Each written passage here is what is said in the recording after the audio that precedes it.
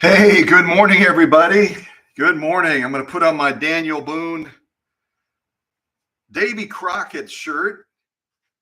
I hope all you can hear me. Do we have audio right now? Could you hear the music?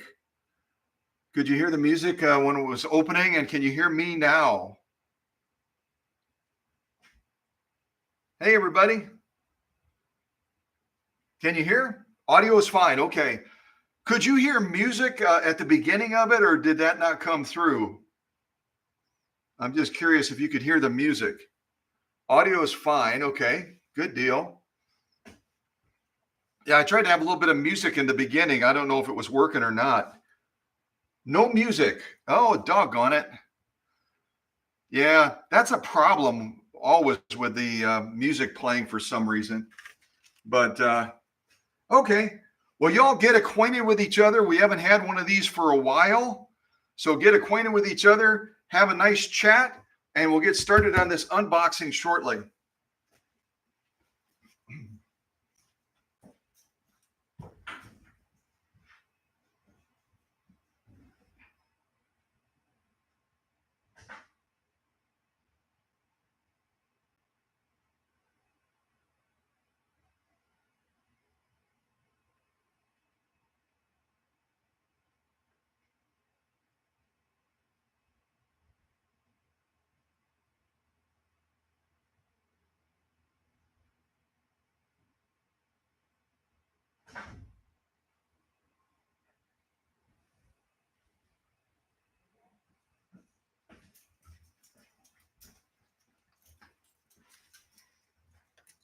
All right, all right. So I believe someone else can let me know if I'm mistaken, but I believe that this is the first sewing machine we've officially have that's arrived from Louisiana. I think it is.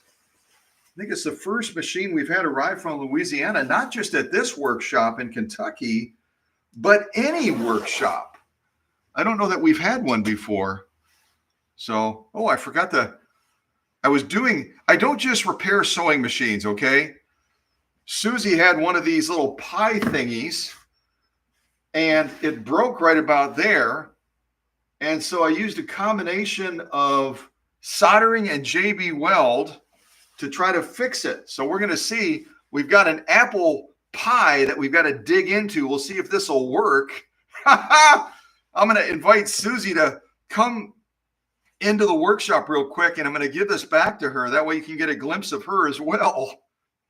Oh, I forgot to get something to drink. Hey, Susie, would you bring me a Diet Coke, please?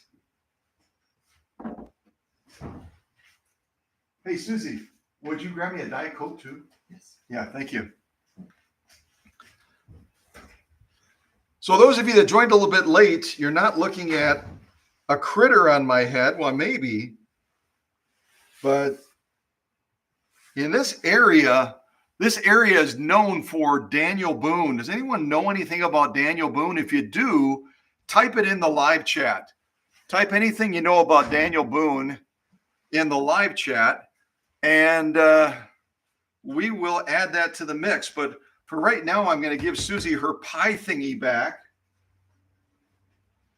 And I'll see if I can adjust this camera just a little bit up, hopefully without disconnecting us. Are you able to come in the shot, Susie? She's somewhere around here. Where is she? Got to step over that. Step a little bit further. A little bit further. Oh, you got to step over here. You almost got it. You're so close. Maybe you're too tall. You could be too tall. Wait, almost got it. There she is. There's Susie. So this was repaired like a couple weeks ago, and now I'm officially giving it back to Susie so we can have pie. Does anyone have any of these things in their house? Does anyone have these things? What are they called?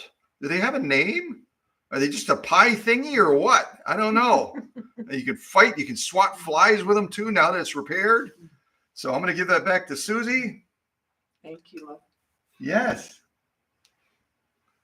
She's in the shot. Wait, let's get in the shot together. I gotta get really low. I can't see. Wait.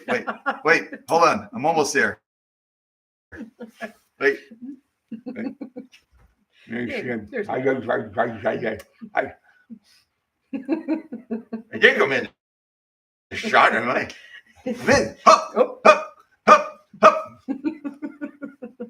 So any of you that joined that little live stream test last night, and by the way, we got dinged for playing the music from Bill's jukebox, so I had to remove the song. But at any rate, you might have noticed that Susie's name changed. Last October, Susie and I got married.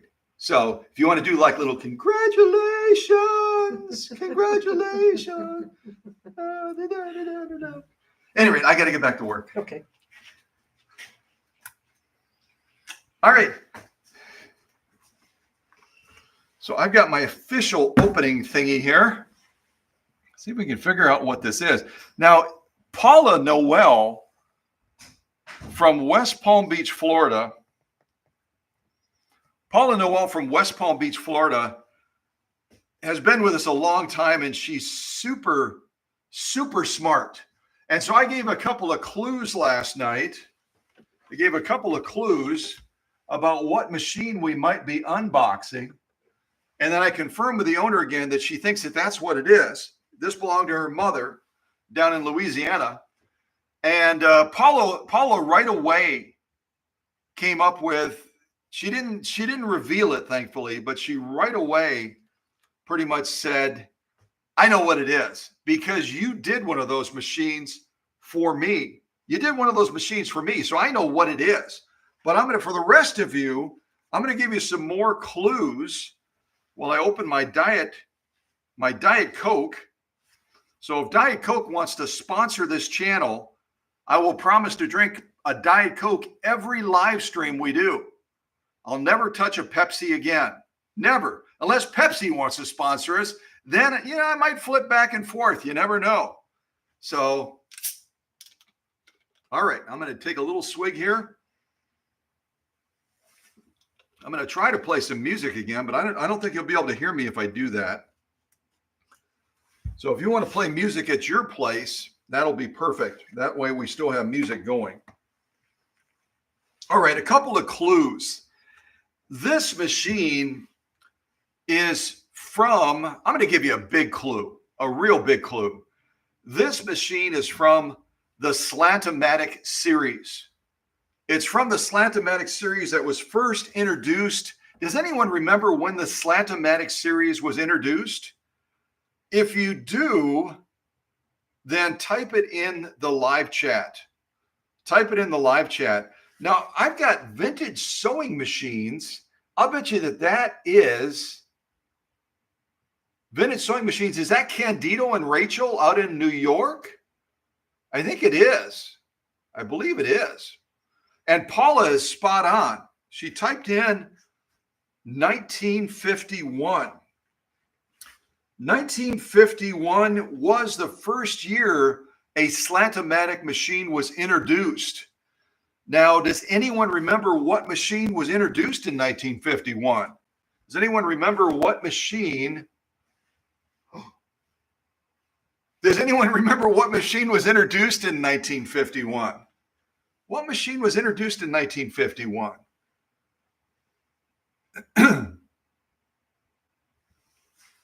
Yes, I did marry a winner. Susie is a sweetheart, and I love her a lot.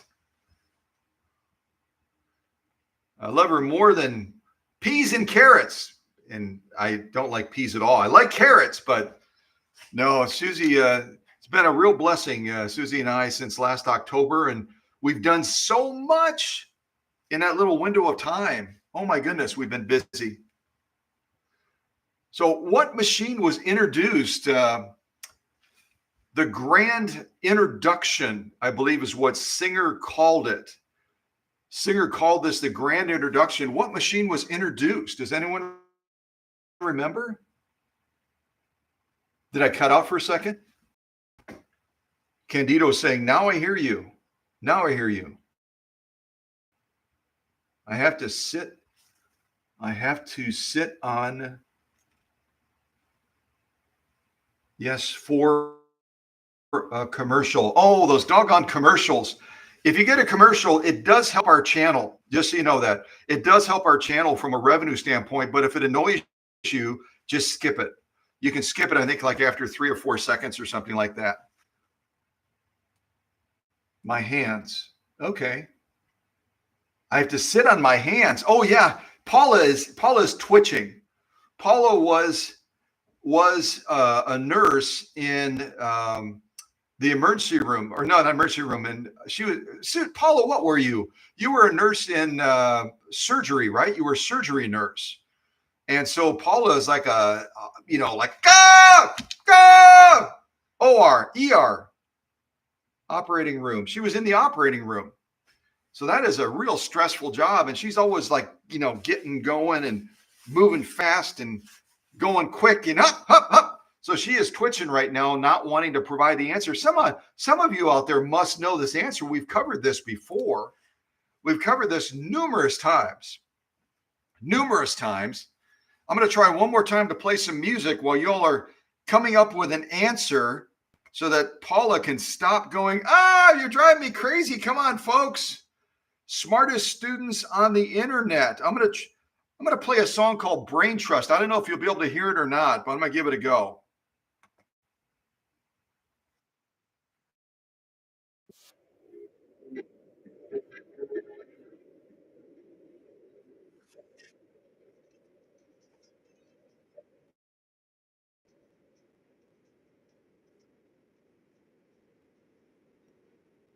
So if you can't hear music right now, I'm playing music. I really am.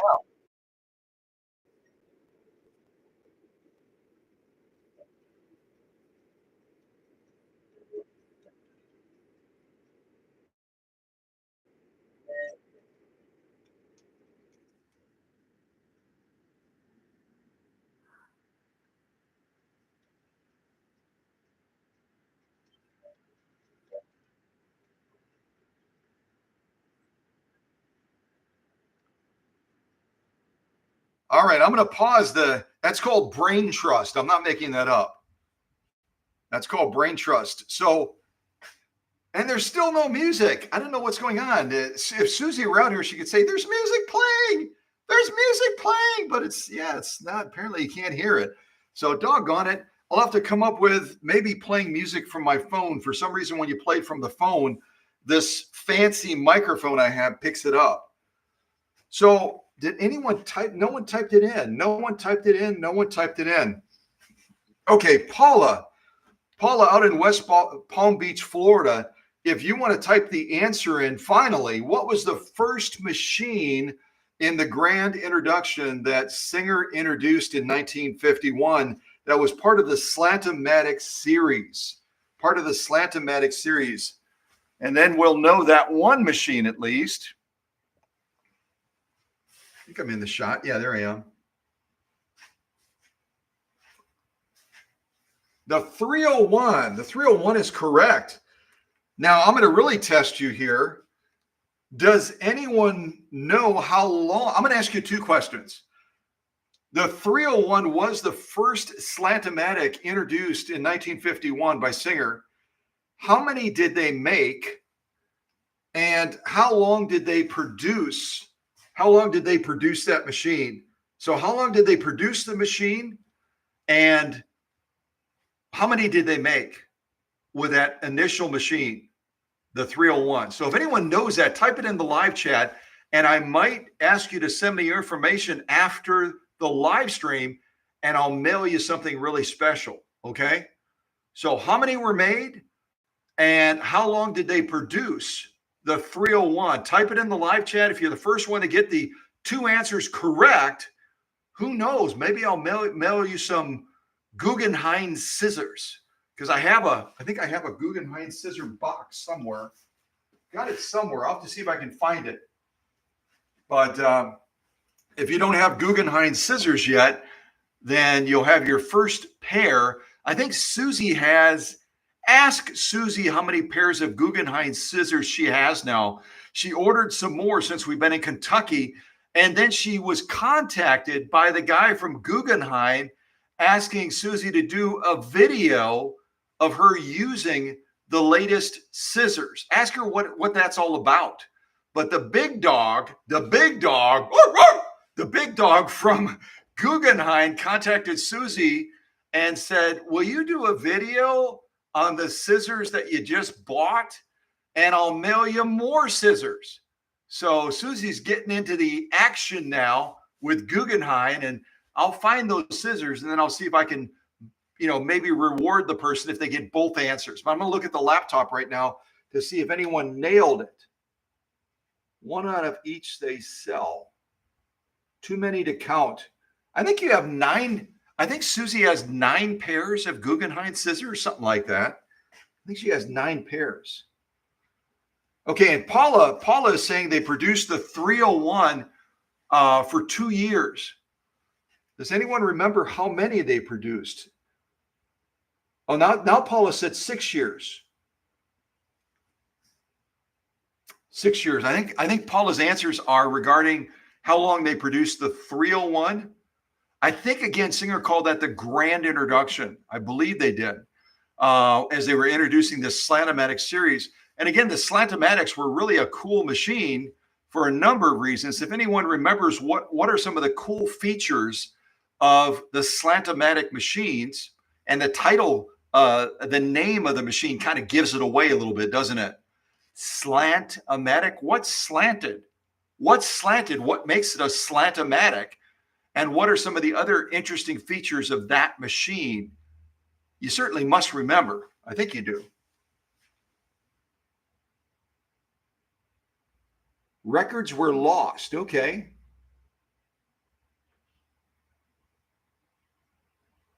Kathy King is saying 700,000. 700,000, which is a little bit too many. That's a little bit too many for the 301. I'll give you just a few more moments to see if you can come up with something. Let's see if I can play some music on the phone, and maybe that'll work. I don't know if it will or not. Let's see here. If you can hear like a vehicle in the background, we live up in the mountains, and our road that comes past our house is the only road to get in. And so we have UPS trucks, we have FedEx trucks going up and down the mountain all day long, going past us and further down the road to our other neighbors down there. So, and a quick shout out to the Kentucky State Troopers. Quick shout out to the Kentucky State Troopers. We've got a trooper down the road, and then we've got the big guy, the captain of the State Troopers, that lives not too far from us either. So let's see here. I don't remember if I have any music. I don't think I did. I think I erased it. Doggone it. Well, we'll just have to go without. We'll have to go without music until I record more music on my phone. The needle is slanted to give better view while sewing. Cams. Yeah. And Kathy King says the needle shaft as well. What else do we have? Too many to count. Supposedly records were lost. I didn't find. Paula wrote that the records may have been lost. That was true of their plants over in Brazil. Singer actually had a fire over in their Brazil plants, and also they had fires. They had fires everywhere. I mean, this is a little bit suspicious. But they had fires in France. Some of you might remember Olga. Olga served on our leadership team for quite a while. She's a driving instructor over in France, and she was involved in the channel for quite a while, did quite a bit of stuff with us. But then she had some things come up, and she had to step away. I haven't talked to her for a long time, so if anyone has maintained contact with Olga from Paris, France, please share that with the group. We love to get reconnected with folks, just like Hans over in Norway. Hans was a part of us for a real long time, and then he had some stuff come up and he had to kind of step away. But they're still part of the family, right? I mean, once you're part of the cow country family, you're always part of the family, even if you have things that come up. Even our dear friend from Canada had to step away as well and has gotten involved in different things. And they're having wildfires up in Canada right now. So remember our Canadian friends. And I would argue, not to be overly controversial, but Canada is Canada. They're not the 51st state, okay? They're not the 51st state. Leave Canada alone. Otherwise, they're not going to give us any more syrup. That's what they produce, right? It's almost like a commodity in Canada. When they traded it. They traded it. It's like really, any rate, I digress a little bit. Okay. So yeah, the Slant-O-Matic is known for having the slanted needle. But the records I have, I'm going to type the information into the live chat, or I could text it to one of the leaders and they could type it into the live chat. And then you'll know the numbers and also the years or year that it was produced. Let's see, who can I send it to? Maybe I'll send it to Paula. I think I'll send it to Paula. 15% slant. I love it. Well done, Paula. Yeah, I'll send this info to Paula. See if I can get Paula's number. I haven't texted Paula for a real long time, so I've got to see if I can find her number. I know I've got it. Give me just a second here. Got to scroll and scroll and scroll and scroll and scroll and scroll and scroll. I'm not going to show you all these numbers, but you can see these are all people that we communicate with. Jiminy crickets. I'll find it. I'll send it to Paula, and then Paula can share it with the group. Almost there. Ha! Found it! Okay. Hope I didn't just dial Paula's number. I did just dial Paula's number. Doggone it. Sorry about that, Paula. Ignore that call. I'm trying to send you a text and apparently I hit the wrong button. Now my phone is like really slugging out. Okay, here we go. I'm sending the answers to Paula. So no one got it. No one got it. So no one gets Guggenheim scissors today, but we'll be doing a lot more contest giveaways. All right. So I'm going to give Paula the information.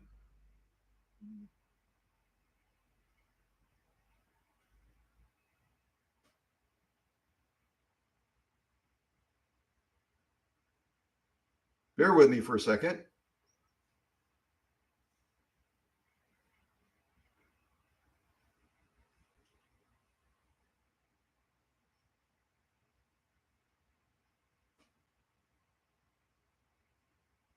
Okay, I just sent it via text.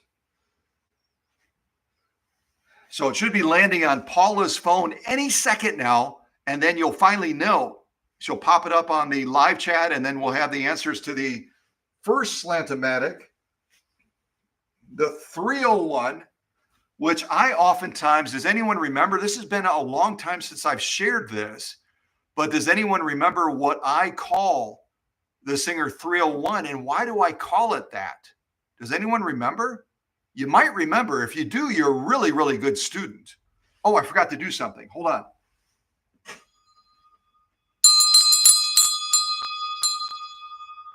Class is in session.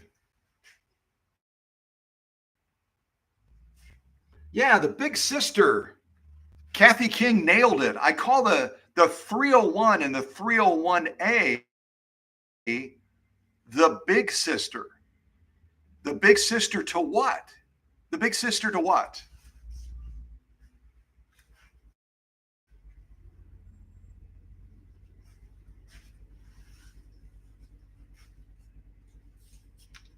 What is it the big sister to?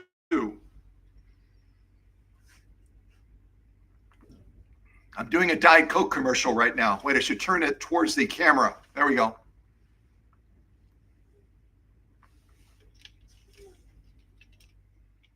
Yeah, the big sister to the featherweight. Exactly right. The big sister to the featherweight is the 301 and the 301A.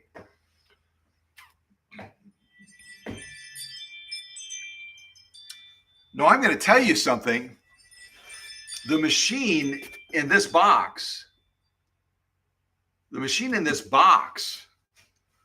is not a 301.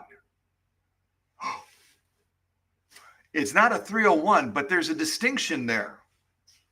So I'll give you a couple more clues. The 221 featherweight, exactly.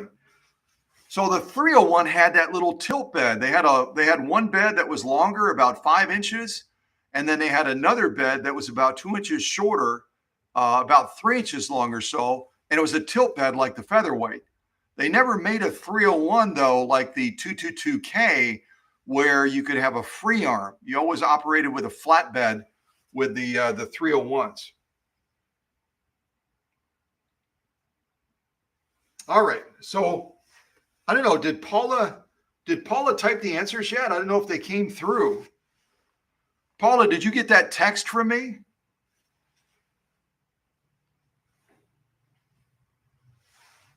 I sent Paula a text with the answers as far as how many 301s were produced when they were introduced in 1951, and how long was the 301 produced? And it would have been produced. Does anyone remember where they were making the 301s? Where were they making the Singer 301s when they were introduced in 1951? Does anyone remember that? Oh, yeah. Go ahead, Paula. Go ahead, dear. Go ahead and share the answers whenever you're ready. Share the answers. And beyond that, another question. Does anyone remember where that 301 was produced? Where was it produced? Where was that 301 produced?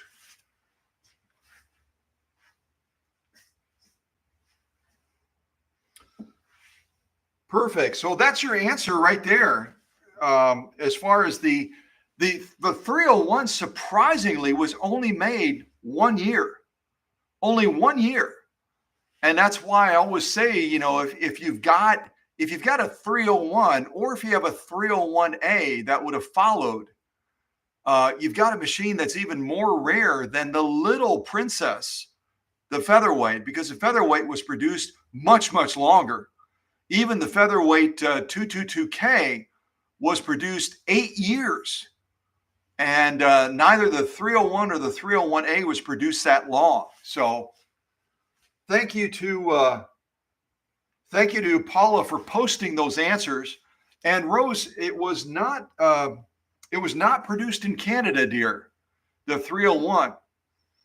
It was produced in Elizabethport, New Jersey. Elizabethport, New Jersey is where they produced the 301 only 1 year. And then they moved production for the 301 series to another area, another state. Does anyone remember where they moved it? And if you think of 301A, the A is going to give you a big clue as to where they moved production after that 1 year of making the 301.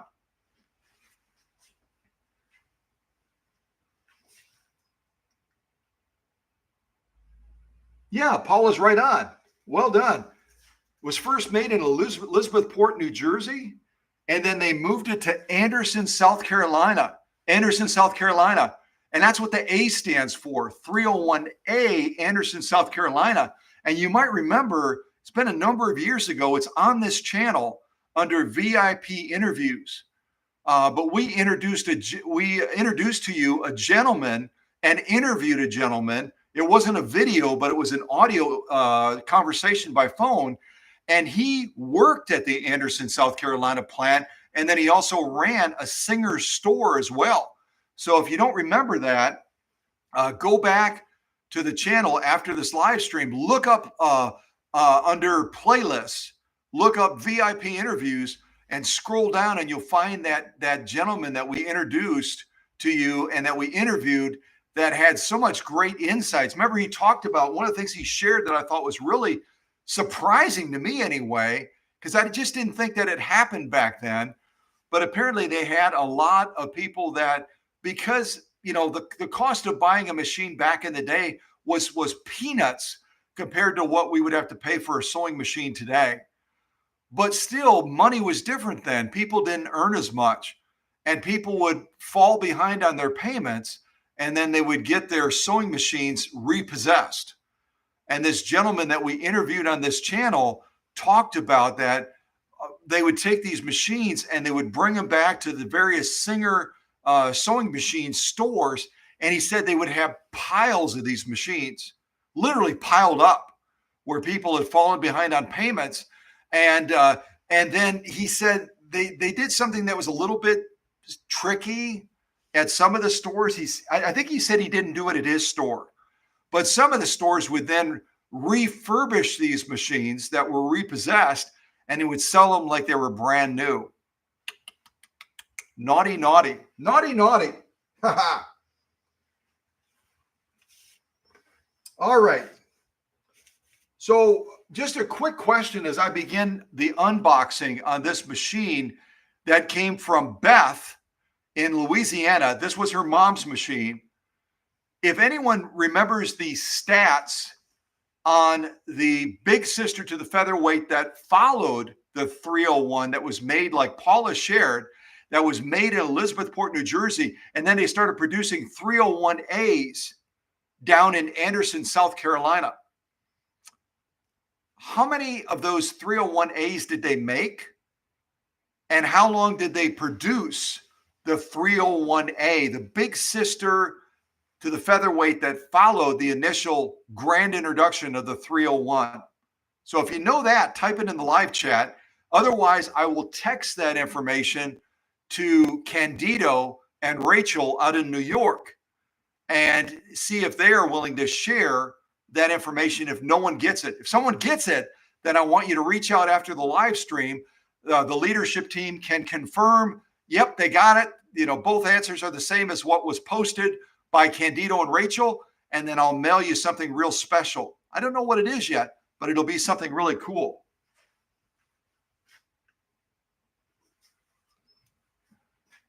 All right, so, and this is my, this is what Kentucky girls carry in their sock. I'm kidding. But this is a nice little knife, and it's called a Combat Ranger. Combat Ranger. And it's also good for opening boxes too. So I'm going to do the initial cuts, see if anyone gets the info on the 301A. We already know the stuff on the 301. And then I'll give that information to Candido and Rachel, and then we'll go ahead and get it posted.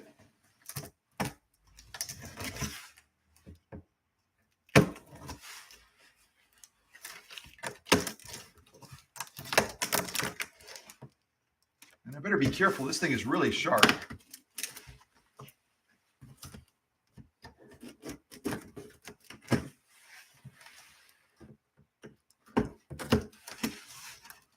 All right, we got the initial, and this again was not packed by the customer. This was packed by UPS down in Louisiana. And you know that we've had folks that have done, we've had UPS stores that have done an excellent job. And I noticed that Beth has her personal information right on the inside of the box. So I've got to cover that real quick with some painter's tape. But if anyone knows anything, let's see. Singer Repo Man. Yeah, literally. Kathy's right. Repo Man is spot on. So I don't see any information that anyone's typed yet about the 301A. So I'll see. I just have to put this tape over Beth's address and stuff.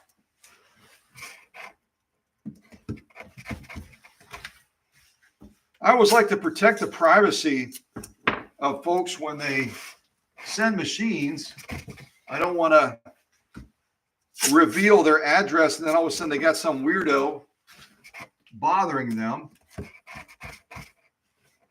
And I also have to cover the address for the workshop here, which looks like Beth put that on the box as well. And we're trying to keep that on the lowdown. Only a few select individuals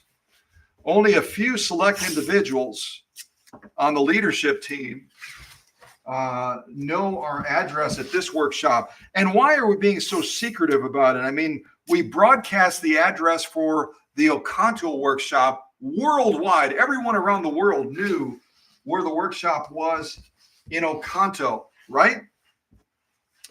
But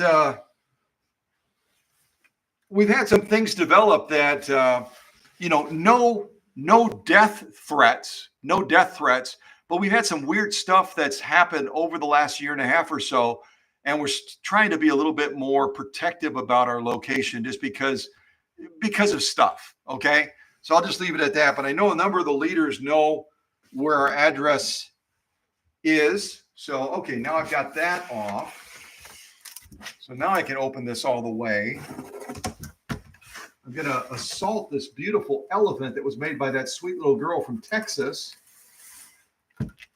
You guys remember this elephant? I've gotten so many neat things. See if I can get this little guy out. I prepared a machine for a wonderful family down in Del Rio, Texas. And the little girl had challenges, right? We all have challenges.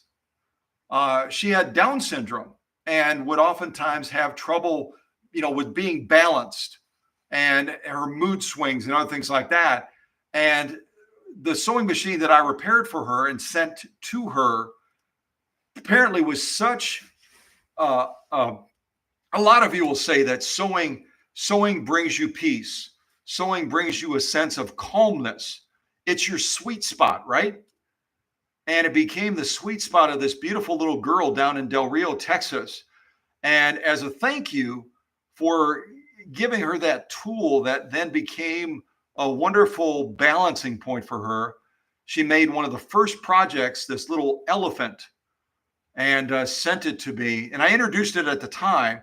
And I'll be honest with you, Susie and I have had so much stuff going on. I'd have to go back and remember all the particulars of that. But what a special gift, right? What a special gift. Little ears and what's the name of that elephant, right? That flies. It's a Walt Disney character. Does anyone remember that elephant that flies? Does it fly? I think it flies with its ears, doesn't it? I think it flies with its ears. And anyway, what a special Dumbo. Thank you, Kathy.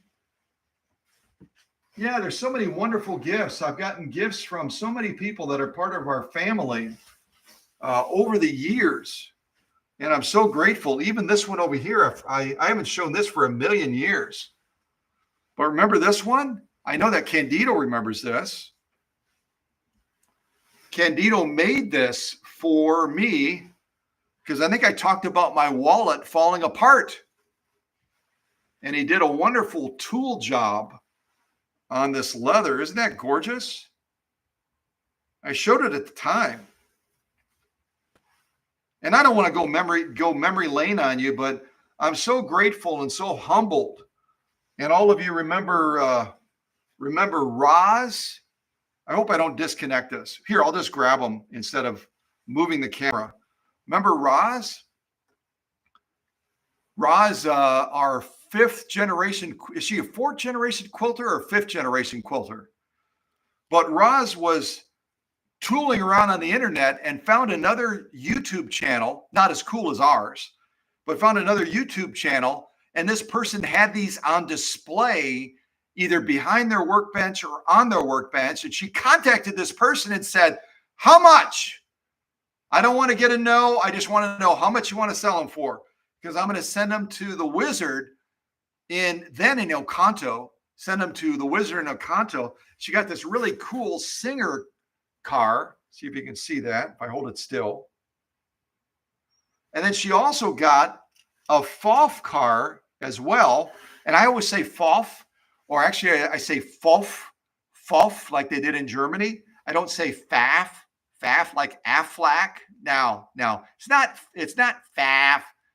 It's not faff. It's fof, like they said it in Germany. And I actually lived in Germany, so I know. But this really cool, see if we can do it like that.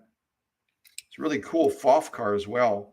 And Paul has sent me beautiful things, and a number of you have sent me beautiful things. Mindy sent me things as well. I've gotten so many wonderful gifts from all of you. And our live stream would go an average of 2 to 3 hours if I were to try to show everything that all of you have been so kind to give over the years. All right. So far, it looks like UPS did okay. They did their typical double box thingy. See if I can flip that down. I'm going to risk it here. If I disconnect this, I really apologize. I'll move the camera really slow. I just bumped Tinkerbell. That wasn't cool. Sorry, Tink. Tink's up there. I bumped her. She's still smiling, so I didn't bump her too hard. Yep. And Tink, and then we've got Peter Pan right over there. Those were gifts from Emma from Florida. So here we've got Beth, and we've got these little pads on the side, if you can kind of see down there. They put some little buffers on the edges, but they're not really tight. This one is just kind of flopping around. You can see the gap between the box in there. So you always want to leave no movement, right? You want to make sure it's real snug. And it looks like they didn't put anything on this other side. I'll see if I can get this out, and then we'll get a closer look at it. See if I can get this camera back up there and hopefully not cut anything off.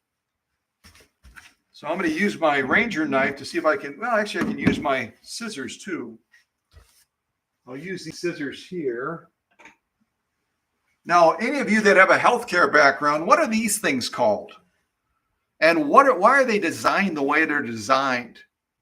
See the way they're designed? This was a gift from Emma as well, if I remember correctly. What are these things called?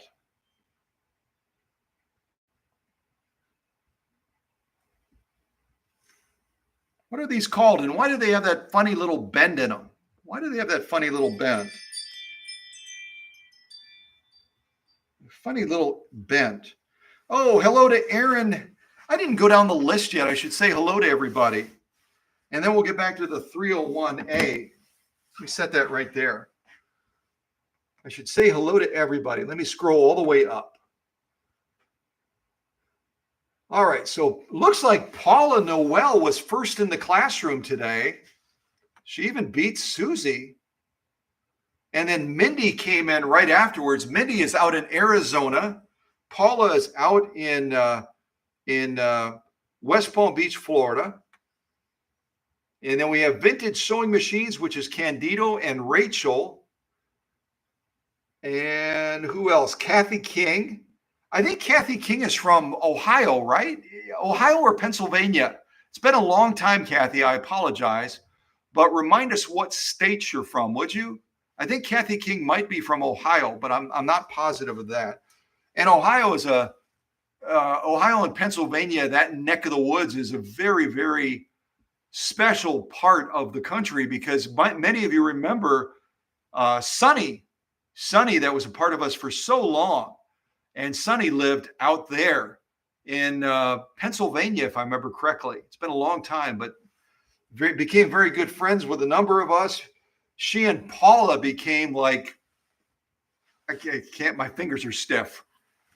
Paula and Sonny became like this, best buddies. That's the beauty. That's really the beauty of the Cow Country family is you make long-lasting friendships. It's not superficial like some of the channels. You become friends. You become at a level of intimacy with them. You care about them. You love them, and you know you just enjoy every moment that we have with them, don't we? Yeah, that's a cool thing about the family. All right, let me continue scrolling down. Let's see. Rose 777. And I don't remember where Rose is from either. So Rose, if you want to type what state you're from, I think she's from out east as well. Kathy King. Let's see. I'm still scrolling. We've done a lot of chatting already. Scroll, scroll, scroll, scroll, scroll, scroll. Susie is from Kentucky. Aha! Originally from Minnesota. Oh, Joelle. I didn't even see Joelle. Good morning to Joelle out in Bakersfield, California. And I almost wore my Bakersfield shirt today, and then I ended up picking a different shirt because after the live stream, Susie and I are going to go to one of our properties and probably do some painting. So I didn't want to mess up my Bakersfield, California shirt, but otherwise I would have worn it. Let's see here. I should also say hello to Joelle's mom as well. Otherwise I'm going to get in trouble. So hello to Mom out in Bakersfield, California as well. And hello to Aaron Allen out in the beautiful state of Vermont, I believe. Did I get that right, Aaron? You're from the beautiful state of Vermont, if I remember correctly. It's been a long time. I've got to get back in the groove of things. I'm not grooving right now. I'm like, just kind of putzing along. I don't move as slow as the singer repair guy. No offense, singer repair guy, but he moves, really slow.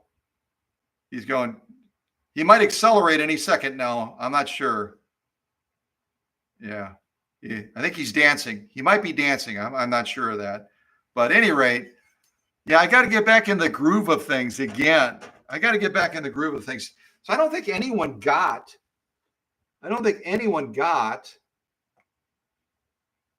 Vermont. Yes. Ha ha. I remembered. Yeah, the hummingbirds do love the Bakersfield red shirt. They really do. They think that I'm something that they want to stick with their beak or something like that and feed. And Susie has been fast and furious trying to keep up with keeping the feeders fed. We've got feeders on the front of the house. We've got feeders on the rear deck. And those little guys, I think Susie told me that when they're born, they're about the size of a jelly bean. Hummingbirds, I'm referring to. Hummingbirds are born and they're about the size of a jelly bean. And even when they're full size, they weigh nothing. But boy, can they drink that nectar stuff that Susie mixes. And I bought some fancy stuff from Walmart. It comes in the pre-made jug. They don't like it. They wouldn't touch it. And then Susie did her little in the kitchen and made up her own little blend. Man, oh man, they are into it. They're into it. They love this stuff. And if anyone else has hummingbirds where you are, share your stories about hummingbirds because they really are fascinating little creatures that God made to just make us amazed at what a little critter can do.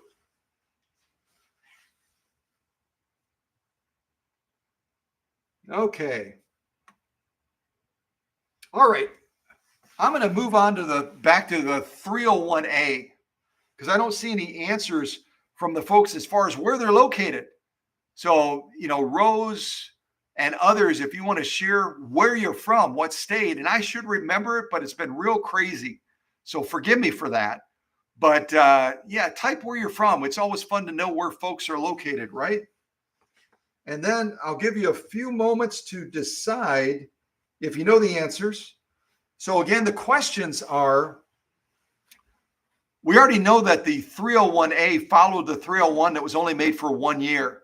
So then they started making the 301A in Anderson, South Carolina.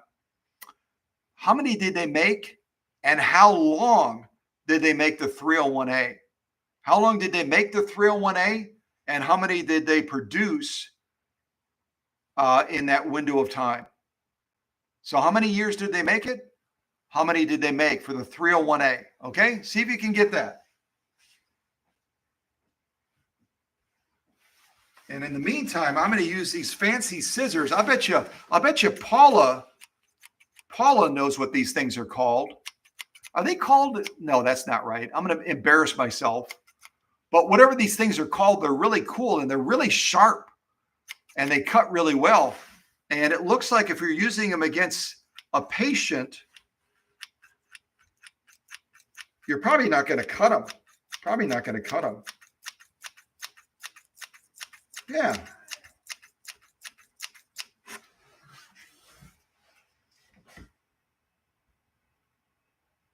Bandage scissors. I thought they had like a fancy name, like doohickeys or whatchamacallits or something like that. But at any rate, they're really sharp. See if we can cut with these. I don't know if I can cut with these or not. Maybe this box may be too heavy. Well, they're cutting through. See if I can open up the front and take this inside box out.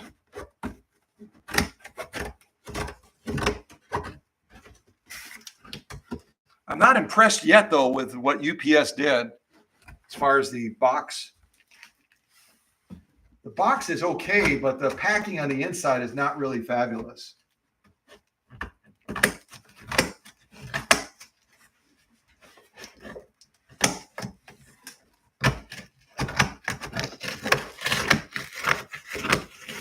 Oh, this is fun. What is this?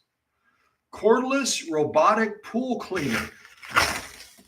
I didn't know they had a cordless robotic pool cleaner. If anyone has pools, yeah, see, they just stuck these in the side, but they're not even snug up against the box. So, you know, it's better than nothing. Better than nothing, but yeah, it's not up to our standards of packing, is it? See if I can get this cordless robotic pool cleaner box out, which I didn't even know. I didn't know they had made such a thing, but apparently they do. See if I can get this like this and move this other box off of the workbench over here. Get a closer look at this. All right, I got that out of the way. So if you can see the front of the box, has anyone heard of these things before? If you come from a place where pools are real popular, I know pools are real popular in the warmer places like Florida, California, Arizona, I would suspect.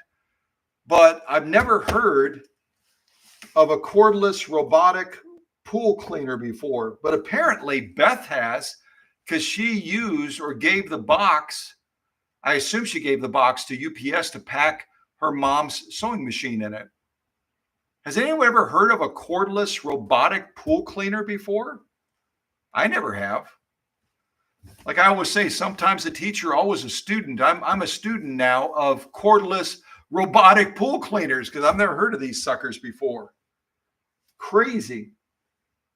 Apparently, what do? You just drop it in and it sinks to the bottom and then it does its thing or something? Has anyone ever used a cordless robotic pool cleaner before? I haven't. Crazy. All right, let me see if I can find Candido's number and I will text him since I don't think anyone's typed in.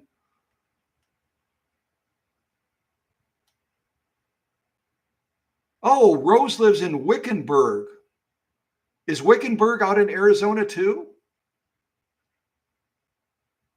Kathy's sister has one of these and it works great.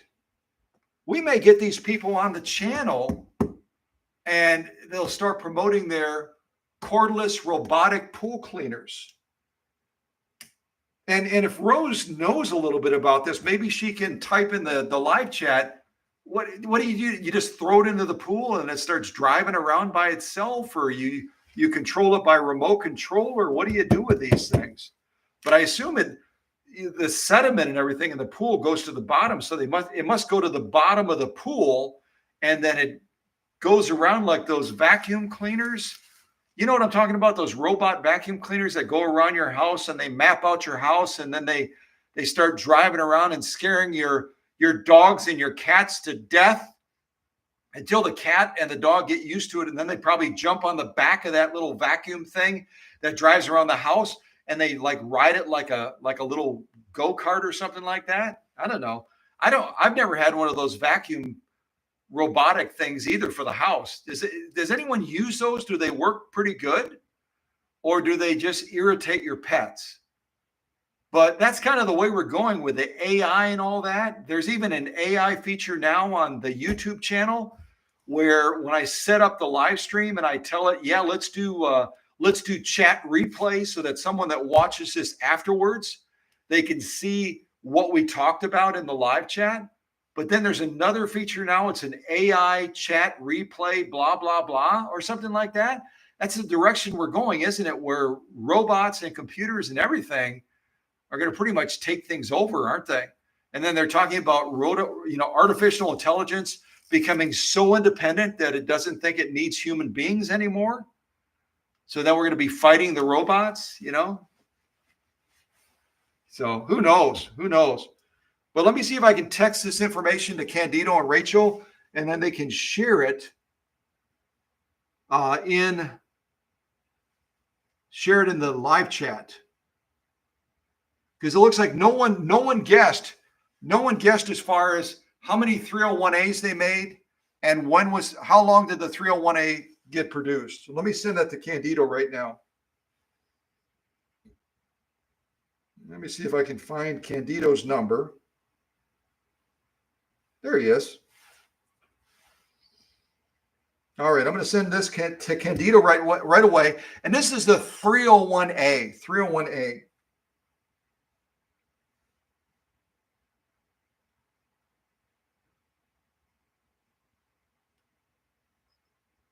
Y'all just chat for a minute while I'm typing.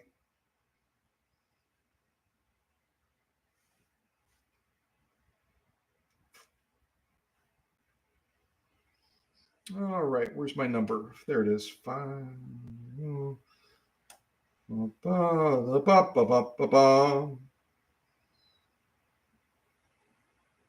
Almost got it.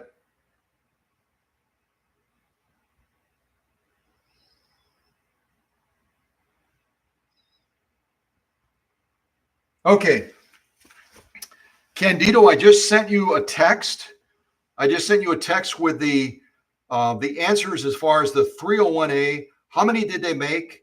And how long was it produced? So as soon as you get that, feel free to go ahead and type that into the live chat. And that way everyone will have that information. When you go into other circles, if you visit other YouTube channels, like our good friend Alex Askeroff over in England, or you go to other channels like that, inevitably, stuff like this will come up. And no one else other than the Cow Country family will generally have those that information at their fingertips. So having that information really empowers you then to step out as a teacher and educate others on this great Slant-O-Matic series that came out in 1951 with the 301 originally. So hopefully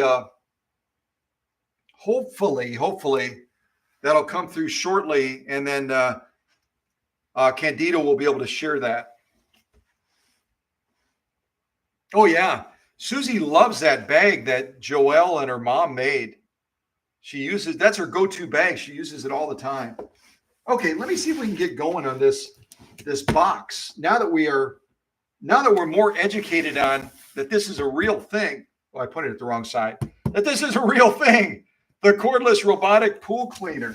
I would love to see this thing. I'll have to check YouTube and see if there's any videos on this thing.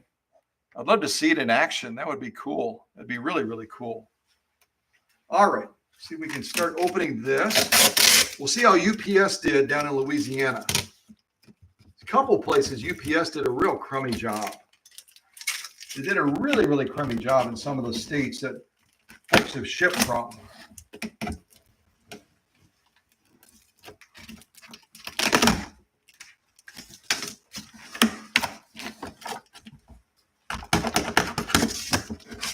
Ooh, egg carton.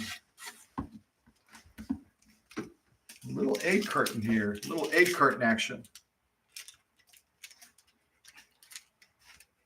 All right, let me see if we can do this.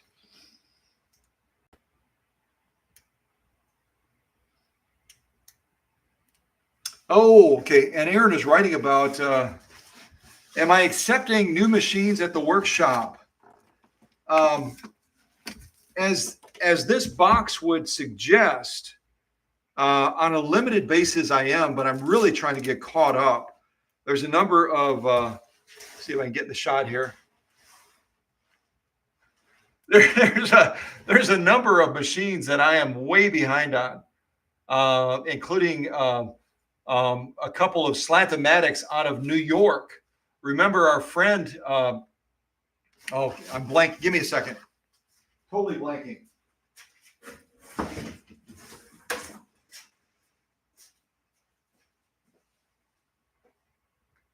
Oh, yeah. I got it. Haha. So some of you might remember, well, while Susie and I were still in the north in Minnesota, Sibel from Brooklyn, New York, Sibel, she doesn't talk like that. Sibel from Brooklyn, New York, she made a purchase on eBay, I think it was, and she bought, what did she buy? A 404, I believe, a 404. And she bought a 404 part of the Slantomatic series, and it was in horrible condition. It wasn't anything like the seller purported in the listing. They may have used different photos. I don't know, but it definitely arrived, and it was like, wow, this thing's a mess. And so I happen to have in the inventory of machines, I happen to have a really, really nice 404. And so I got her permission to basically pull certain parts off of the machine she bought on eBay and then use our mint quality 404, I believe it was, in order to get that machine back to where it needs to be. So that's another machine I need to get on the workbench really quick and then get that back out to Sibel out in Brooklyn, New York. But I might as well ask you, while we're talking about the 404, the 404 was also part of that Slantomatic series. Does anyone remember anything about the 404? I should make sure it's a 404. Hold on a second. Pretty sure it's a 404. Yep, it's a 404. Haha. So does anyone remember any particulars? What makes the 404 unique? What makes the 404 unique in the Slantomatic series? Does it have any unique features? Does it have any qualities that set it apart from the other Slantomatics? More importantly, when did they make it? When did they make the Singer 404? And, see what you come up with. See if you can type that in the live chat. Otherwise, I'll send that to Candido as well. And I don't see Candido right now. Did Candido and Rachel have to leave? Maybe I'll have to send that information to someone else on the 301A. The 301A. Let me see if I can send it to another one of the leaders real quick. Get my phone working here. All right. No, I don't want to use voice to text or speech to text or whatever it is. All right. So I'm going to see if I can copy what I sent to Candido and Rachel, because I think they had to leave, right? They must have stepped away because I don't see any response from Candido in posting it. So who else can I send it to? We've got, I can send it to Susie. Candido is vintage. Oh, Candido said it didn't come through. I sent it to, that's weird. Yeah, I sent it to Candido. It says it went through, buddy. It says it went through. I'll send it again. But if you don't get it shortly, then I'll go ahead and just yeah,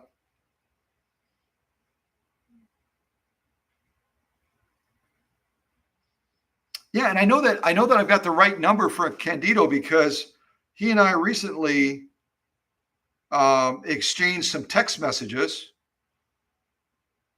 So I know I've got the right number. But as a backup, Hold on a second. Let's see here. I don't know if I have Jenny's. I don't know if I have Jenny's phone number or not. I could send it to Jenny. See if I can find. Otherwise, I could send it to. Hold on a second.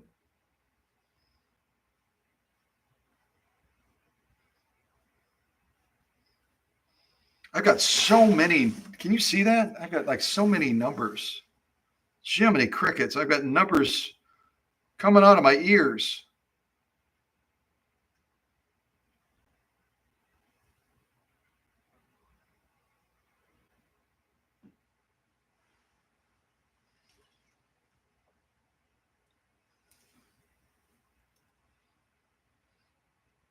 Oh yeah, I do have Jenny's number. Jenny, if it's okay, I'll send it to you. I'll send this information to you. For some reason, it's not coming through on Candido's phone. Yeah, it's not coming through on Candido's phone, so I'm going to send it to Jenny. Jenny Folsom is part of our leadership team, and hopefully it comes through on her phone. Otherwise, maybe it's my phone. Maybe I got an issue with my phone. But I'm going to send it to Jenny as well. You know what? I'm going to send it to everybody. I'll send it to Paula. So Candido was my first step. It didn't work. It didn't come through for whatever reason. I've just sent it to Jenny. And now I'm going to send it to Paula Noel as well. One of them's got to get it. And then they can post it. So let me see if I can do that. Well, we'll give Jenny and Candido a chance first. See if they get it. So I've sent it now to Candido. I've sent it to Jenny, and I've now sent it to Paula Noel as well. So if Jenny doesn't get it and doesn't post it, then Paula will be my backup to the backup to the backup. I better have some more Diet Coke. Yeah. Better have some more Diet Coke.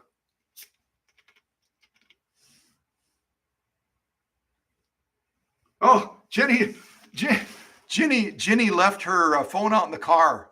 Doggone it. So Paula, you're my go-to girl now.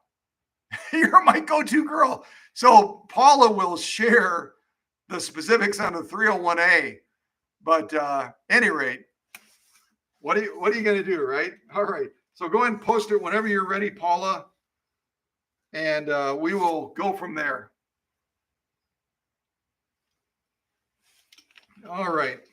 Let me see this. Let's see if we can get this box, this egg cart opened a little bit.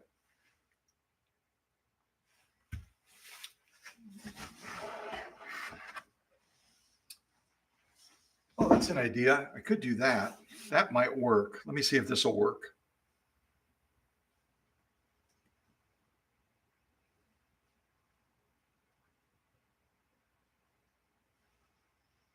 Let's see if this will work. Almost got it. I don't think it's because one thing that Susie and I have been surprised about, we thought when we came to Kentucky, people people in the north, when you're up in Minnesota, Wisconsin, you have certain presuppositions, to use a fancy word. You have certain presuppositions about, when you go to the South, when you go to Kentucky, when you go to Tennessee, when you go to Alabama, that maybe because it's the South and people move slower in the South, right? That's the perception anyway, that people move slower in the South, that technology will not be as robust in the South as it is in the North.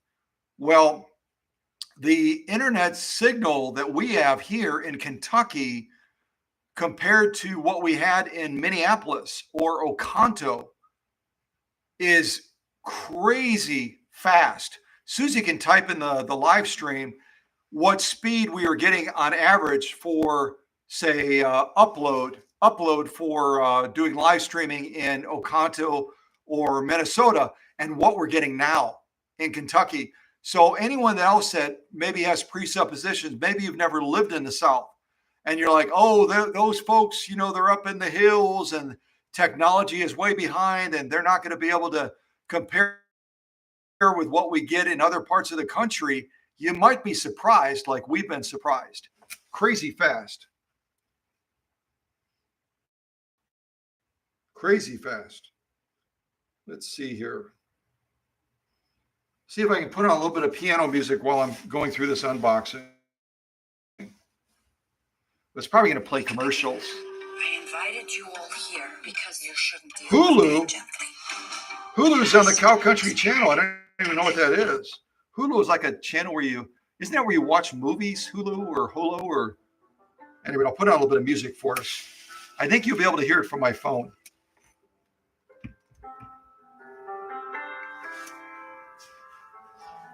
If you can hear piano music, then the secret is to use my phone instead of using the speakers, apparently.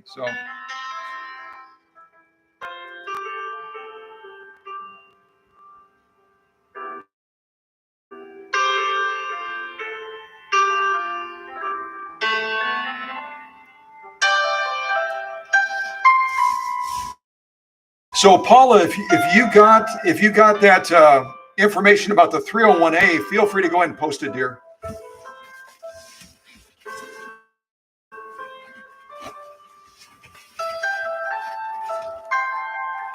Electronic foot controller.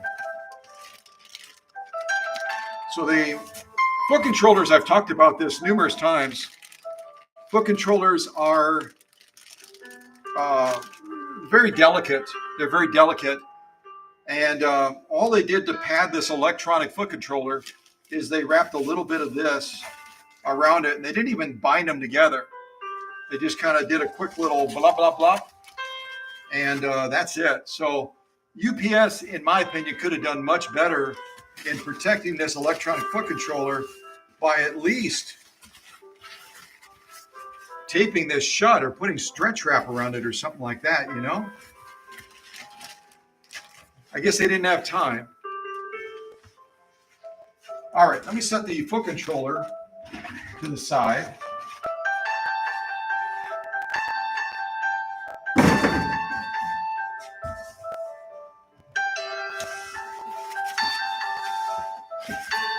Oh, wow.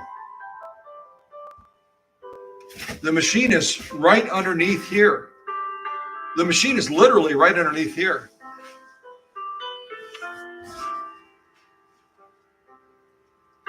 Oh, Glass Gofflin. Hey, how you doing, buddy? Good to see you. I'm glad you like the hat. Yeah, the hat's kind of fun.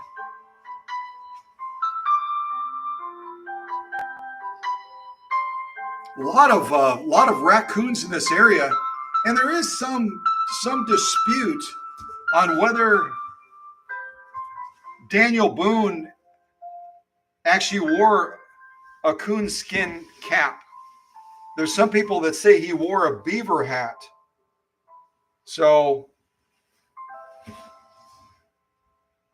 I guess we'll leave that up to our imagination, right?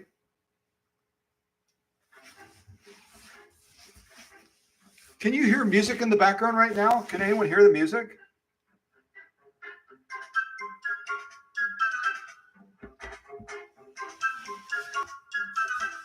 And if you hear the music, can you still hear me with the music? That's the big deal. So as soon as you can hear the music, can you hear me also? Or does it block me out?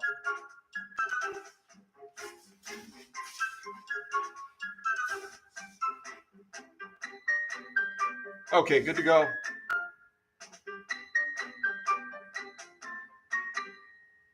I wonder if Paula Noel must have had to step away. Oh, there she is. Okay, Paula can see it. Paula, did you get my text with the 301 info? If you did, go ahead and post it. Did you already post it? Let me scroll up.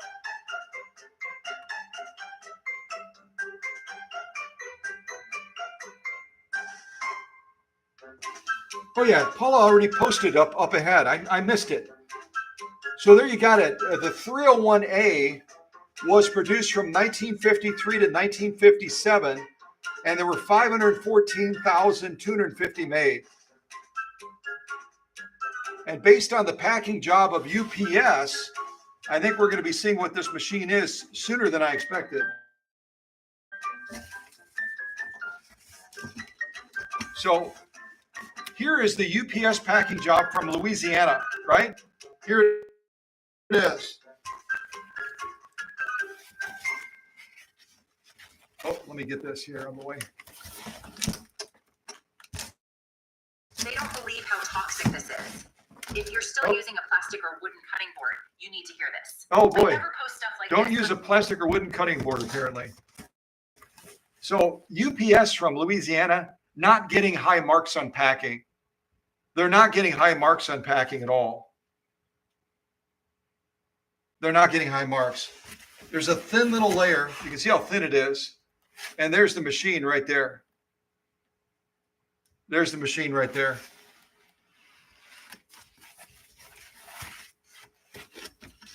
Is anyone else kind of surprised? Yeah, they put the corrugated box underneath, right? They put the corrugated box underneath the machine, but there's nothing around the machine. They just kind of plopped it into the box. That's it.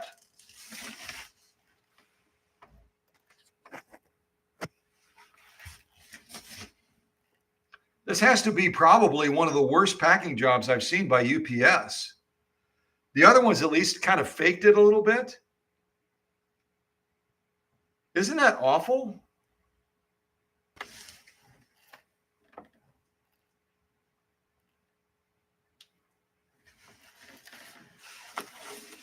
I stuck this into the harp area. I'm not sure what this was supposed to do. I stuck that into the harp area. I put a thin little layer over here. And that's it. Wow. Let's get the machine out and see what we have. See if I can tilt it back down and we'll pull it out of here.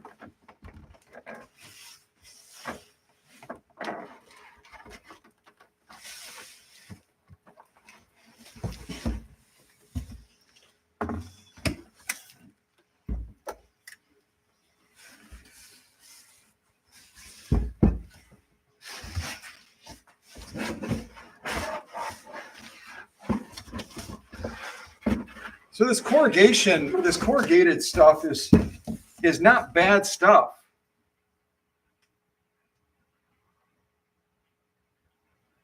It's not bad stuff, right? But you've got to put something around the machine. There's nothing around the machine at all. Nothing at all. Let me throw this to the side.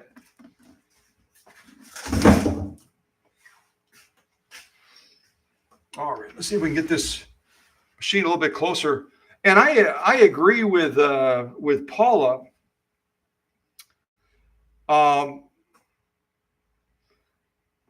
Electronic foot controllers can be really, really nice, especially when you're talking about sewing machines that do not have a gear reduction, like a lot of the Swedish Beauties. You remember the Swedish Beauties where you pull out the bobbin winder on the right side of the machine, and it takes the machine from full speed all the way down to 1/5. Now, there are other machines like that as well that offer that slow gear. Some of them are electronic, like on some of the Bruninas and some of the Elnas. Some of them are mechanical. But the bottom line is you sometimes need to be able to sew slower. And if you try to regulate speed using a traditional slantomatic Bakelite foot controller, what's going to happen if you try to operate that foot controller at a real low range for an extended period of time? Does anyone remember? I've talked about this. I've demonstrated it.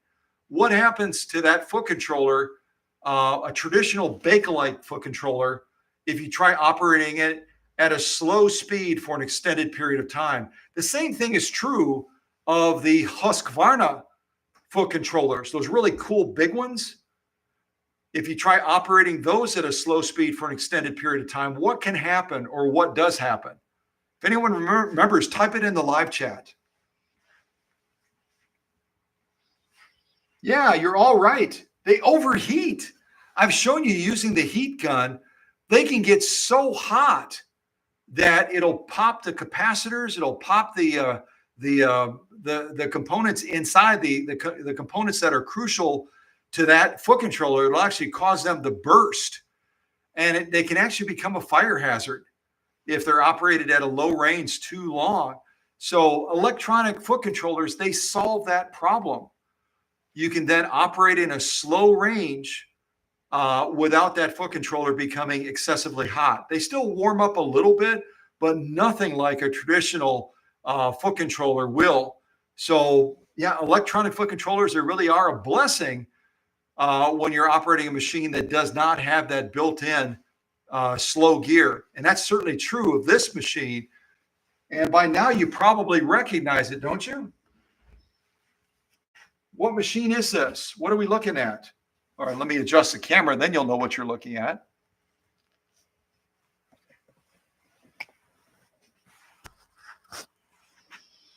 What machine is this? What are we looking at?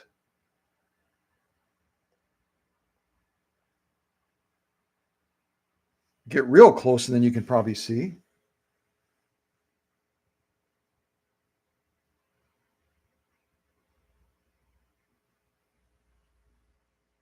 I believe it's the 401A, isn't it? And Paula just shared that information, and then Susie reshared it again. They produced these in Anderson, South Carolina, and they produced them from 1956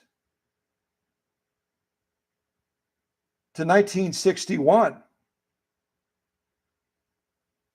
They produced them from 1956 to 1961. And they're basically a mirror image of the 401 that was made in Elizabethport, New Jersey.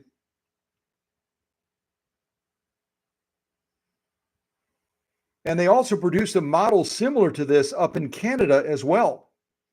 I don't know if you've ever seen that model. I don't have that model number in front of me, but if anyone knows it, by all means, type it into the live chat.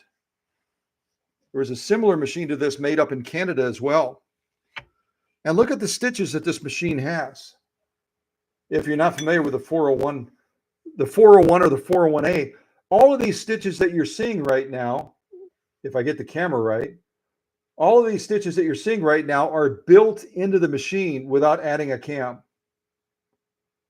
These are all the primary and the secondary combination patterns that this 401A and also the 401 will produce automatically without putting a cam in, and they're really quite simple to set as well.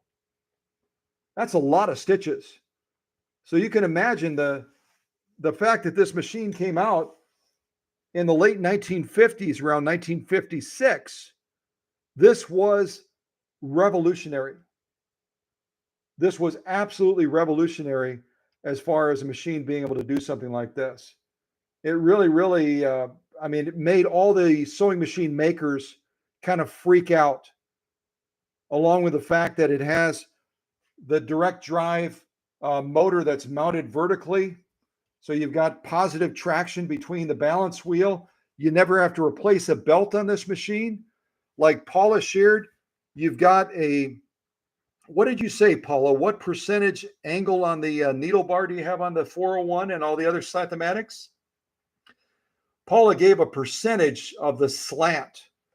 But if you look at it from the side, you can see right away the slant of that needle, I think. 15%. So 15% angle.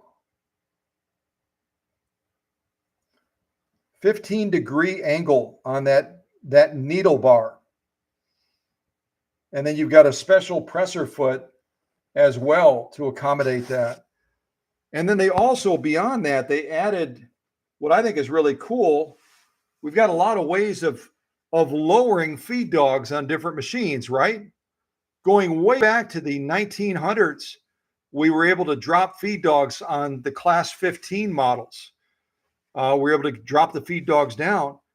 On this model and the other slant-o-matic models, instead of dropping feed dogs, what does this control do? Does anyone know? I know Paula knows and others that have this machine, but what does this control do rather than dropping the feed dogs?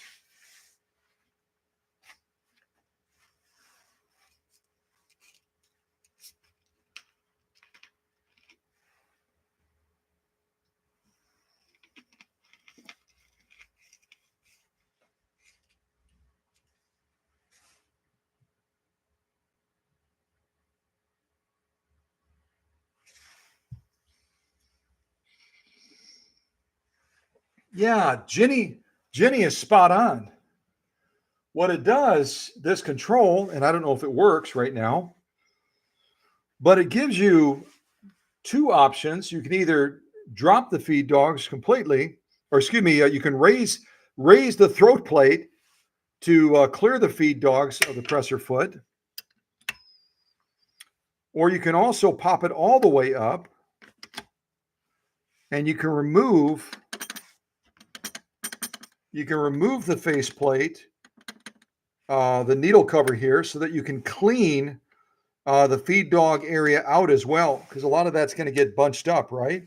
It's also got that wonderful drop-in bobbin as well. Another great feature on the Slant-O-Matics. Does anyone remember the class bobbin? The class bobbin that the Slant-O-Matic series takes? What class bobbin does the Slant-O-Matic series take? Does anyone remember? Yeah, throat plate positioning lever, exactly. Yeah, and Jenny's right again. It takes a class 66 bobbin. It takes a class 66 bobbin. So the same bobbin you use in a lot of the other machines that Singer made, you can use in the Slant-O-Matics just as well. But you're certainly going to have to use a different presser foot because it's got to have that same angle to accommodate that needle bar that is at a 15-degree angle. Oh, Candido and Rachel are having to step away. Guys, have a great day. God bless you. And feel free to connect with Glass Gofflin however you want to connect with them. That's fine. Or if Glass Gofflin wants to connect with me afterwards and contact me via text, I will share the number between the two of you so that the two of you can communicate about cabinets. Okay?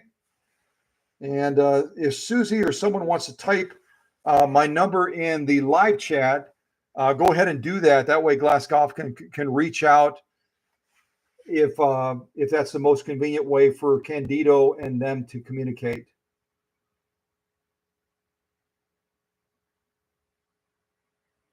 And Susie and I just, since we came to Kentucky, we had 9 different cabinets that came with us from storage up north.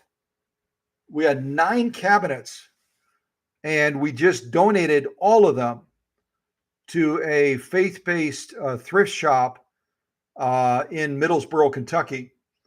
And they've been enjoying offering them to their customers. So we have no cabinets right now that we could offer. So I'm glad Candido potentially does, so that we can help another person in our family out with something that they're looking for. So, oh, Jenny has cabinets in Ohio as well. Jenny has cabinets in Ohio.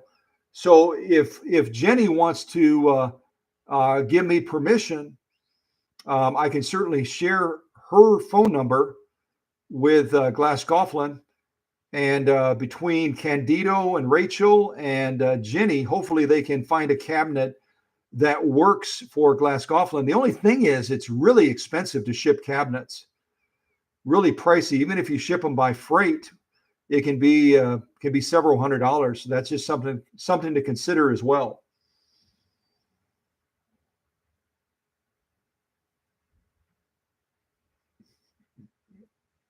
Oh, okay. Thank you, Susie, for the reminder.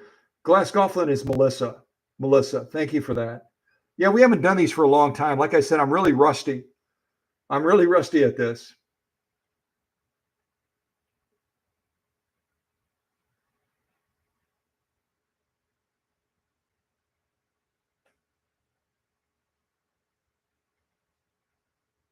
So, any rate, I'm not going to focus on the chat right now for a little bit. So, if Jenny or anyone else, if Jenny or Candido want to give me permission, if Melissa reaches out to me at my number, if I have permission from Jenny and Candido to share their numbers, then you can get into a dialogue by text or otherwise about what tables you have and whether or not that suits the needs of what Melissa is looking for.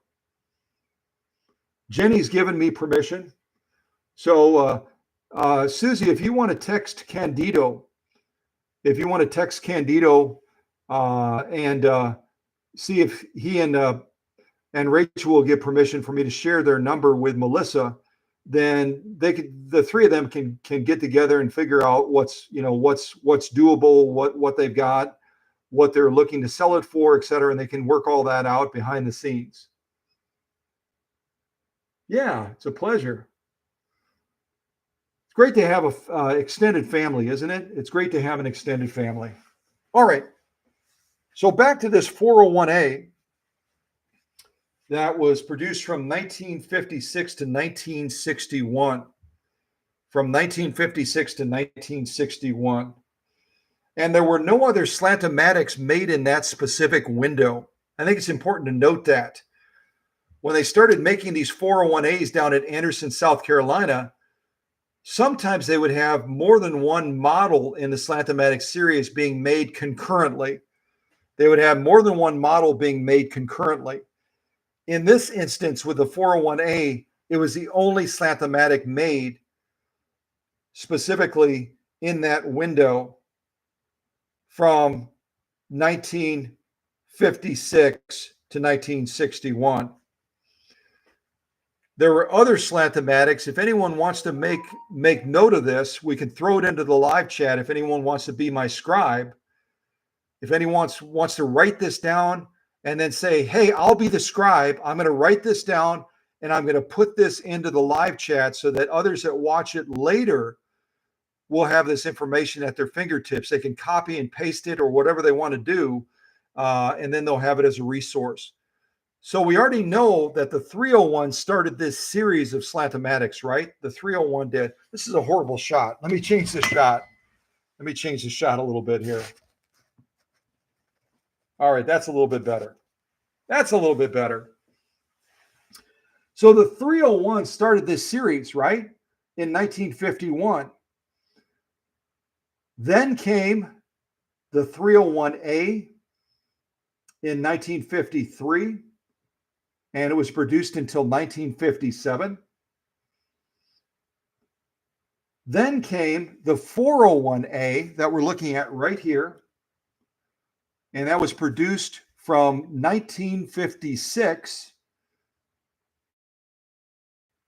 until 1961.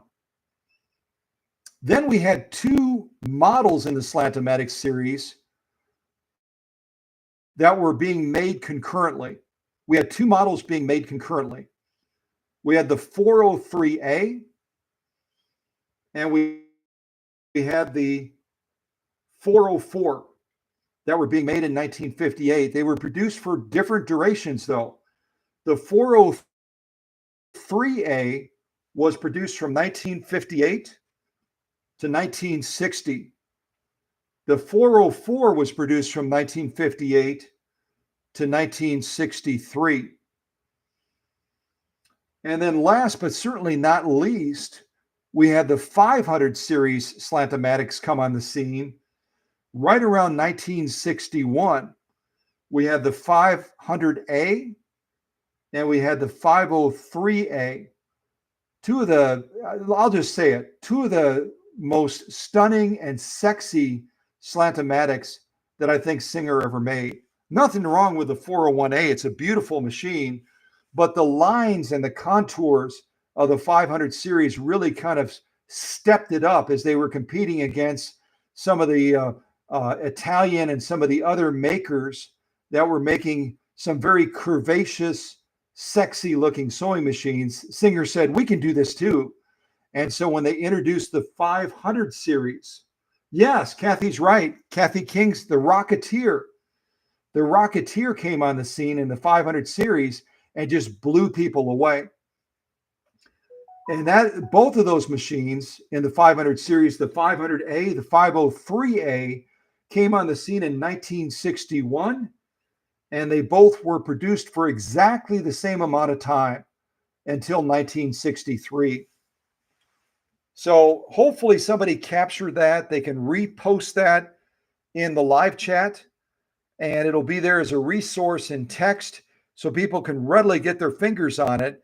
And if I need to repeat it again, please let me know. I can repeat those dates again, but hopefully somebody got it down.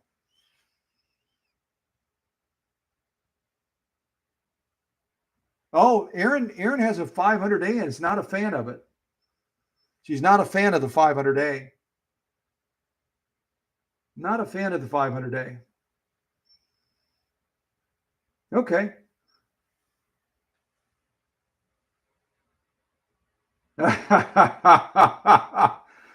Paula, you're way too hard on yourself. You're way too hard on yourself. Need to proofread. It looks like Susie did an excellent job of trying to capture those things.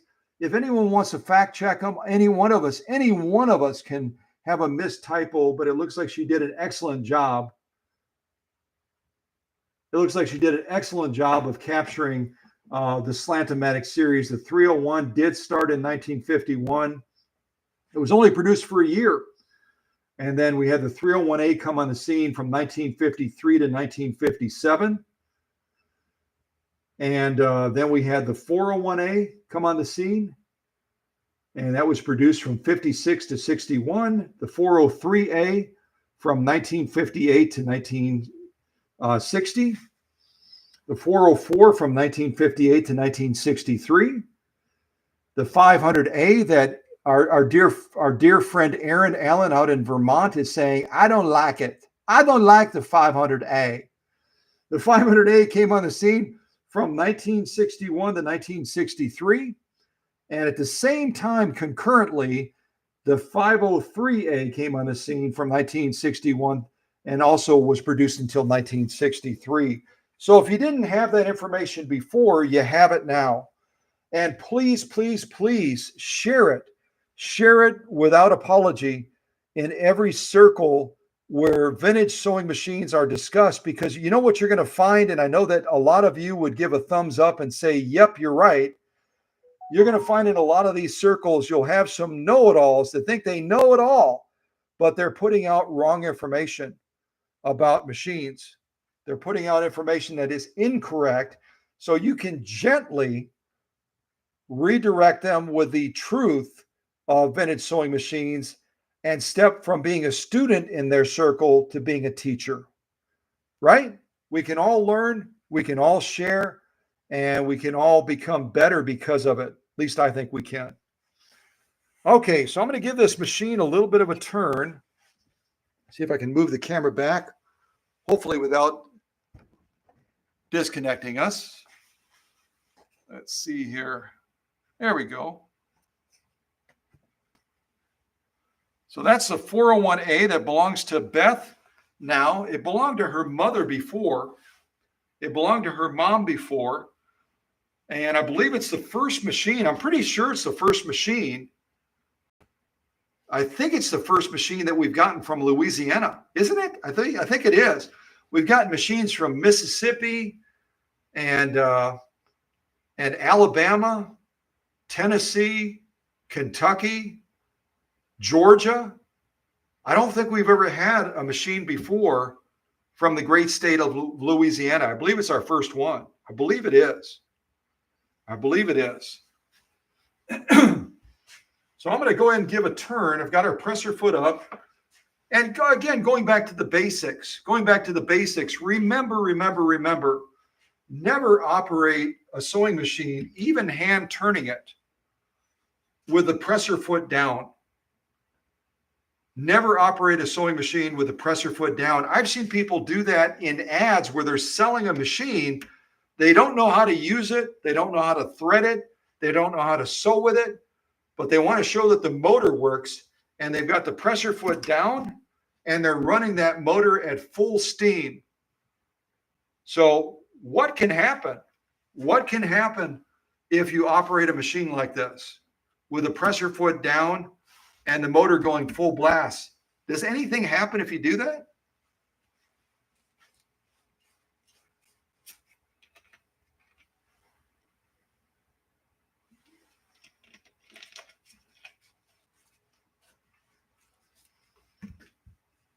Yeah, it can beat up the pressure foot. It can literally cause scarring on the bottom of the pressure foot. Typically, feed dogs are made from a much harder steel, a much harder alloy than the pressure foot. The pressure foot's going to be a lighter gauge metal. And if you operate the machine like that, it can literally cause damage to the bottom of the pressure foot. Now, what's the big deal? What's the big deal if it causes scarring or scabbing on the bottom of the pressure foot? Does it cause any complications? Does it cause any issues when you're trying to sew? If yes, what? Yeah, it can dull the feed dogs. Kathy King is spot on. It can definitely dull the feed dogs, but if it causes damage to the pressure foot itself, what can be the result when you're trying to sew? Yeah, it does all of those things. It causes the material to get snagged on the bottom of there. It can cause stitch quality issues, especially if it dulls the feed dogs, because then you're not getting that even feed. The feed dog timing and the feed dogs themselves are critical to stitch quality and also to stitch length. The other thing, what else on the machine that you're looking at right here, right now, if you're sewing with a 401 or a 401A like this, and even though you're adjusting the stitch length, you're not getting the right stitch length. In other words, it's stubby. It's a stubby little stitch, even though you've got it on the longest setting. What else could be causing that? It could be a problem with the feed dog timing. It could be that the feed dogs were dulled because somebody was operating the machine with the pressure foot down. It could be a variety of those different things. But what else could be causing that stubby stitches? All of you have experienced it. We've talked about it on this channel. Well done, Susie Geller. Well done. Yes. Susie and I, and I'm sure all of you, have talked to people that have sewn for decades, and they've got a machine that they've always used, and they've simply accepted the fact that it has stitch length issues. They maybe even took it into a local repair shop, a sew and vac. They've taken it into a sew and vac, and even those sew and vac people look at it, everything's operating properly. When you're turning the balance wheel, the feed dogs are moving in sync. And the big deal about feed dogs, when the feed dogs are moving, the needle cannot, the needle cannot be in the down position when the feed dogs are moving. Because what'll happen? What'll happen?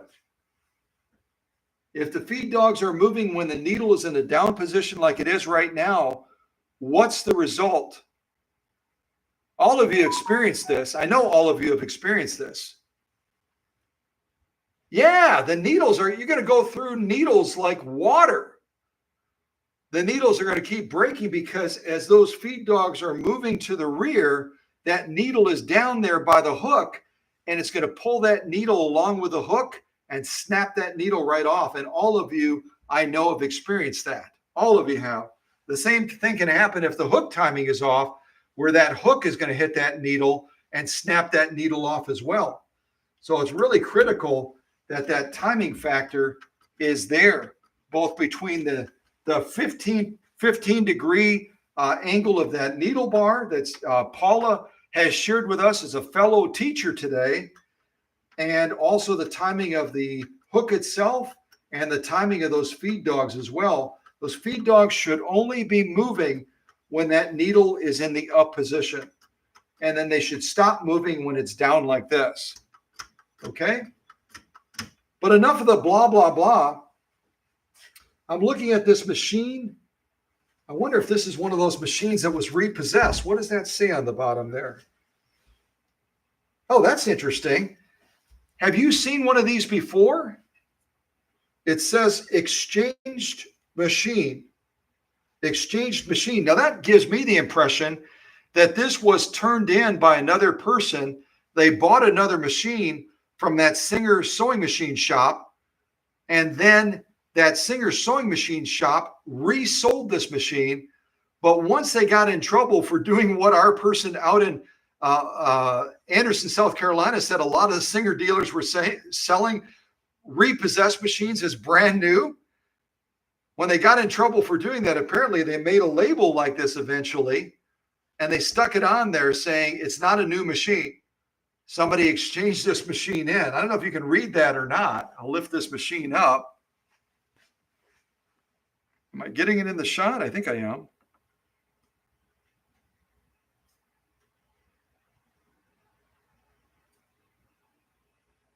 So this was an exchange machine. Maybe Beth's mom bought it from a Singer shop, and she got a great deal on it. It appears to be in really good shape, and she got it at a discount. Yeah, a trade-in, exactly right. A trade-in. So, and there's nothing wrong. All of us pretty much buy machines that have been sewed on by someone else before, don't we? I mean, that's the nature of vintage sewing machines, is someone had them before us, and now we're using them. And the result is, once they're set up for success, they can sew better than when they left that factory in Anderson, South Carolina. Now, I've got a question for you as we're looking at this 401A. If we want to try to figure out the date of this machine, where do you find the serial number on this machine? Does anyone know? Does anyone know? Where do you find the serial number on this 401A and all the other Slant-O-Matics as well? Where do you find the serial number? A lot of the Singers, they put it right here. I don't see it there. The Swedish put it inside of the faceplate. But where do you find the serial number on the Slant-O-Matics? Where do you find the serial number?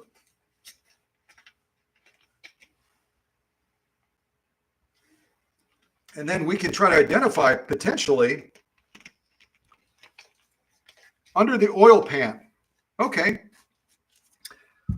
And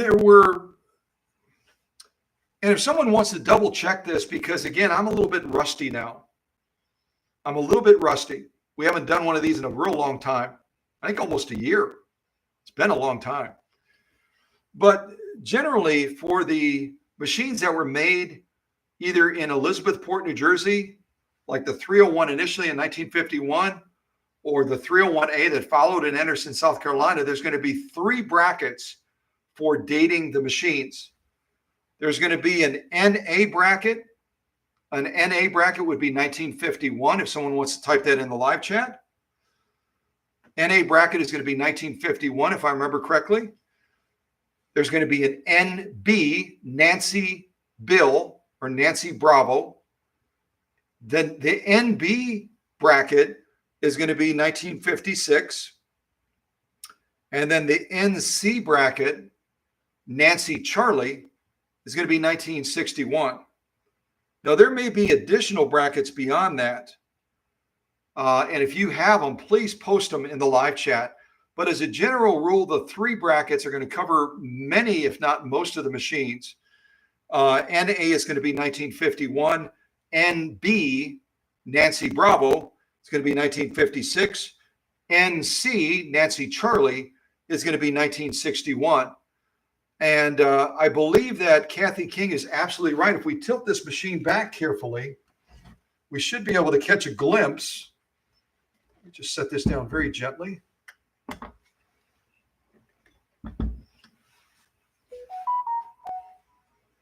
Sometimes you can even see it.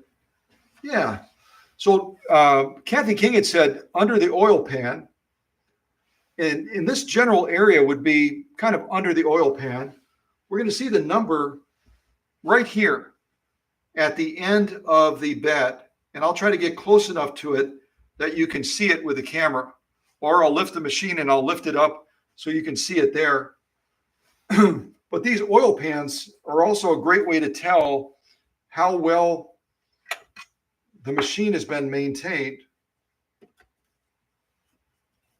Look at how clean this machine is. Beth's mom's machine. That is probably one of the cleanest 401As or 401s that I've ever seen come into the workshop, any workshop. Incredibly clean machine. Doesn't have a bunch of lint built up down there. Doesn't have a bunch of excessive oil. It looks like it's been maintained real well, incredibly well. And you can see right here, here's the bottom of our motor. If you've never looked at the bottom of a 401 or a 401A or any of these Slant-O-Matics, this is the bottom of our vertical motor right here. And the interesting thing about the 401 and the 401A, it's the only Slant-O-Matic model that had a larger motor. Does anyone remember how big of a motor is in this 401A compared to the other Slant-O-Matics that have about a 0.6? It's actually, I think, a 0.56, and it rounds up to a 0.6 amp motor. But the Slant-O-Matic 401 and 401A have a little bit bigger motor. How big is it? How big is that motor?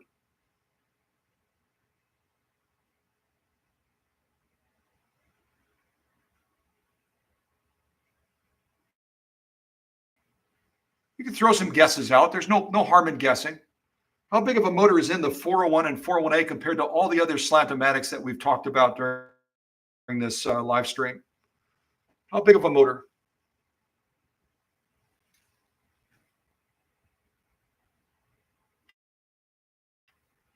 Come on, family, you know this. We've covered this in other live streams and other premieres. How big of a motor is in a 401, 401A?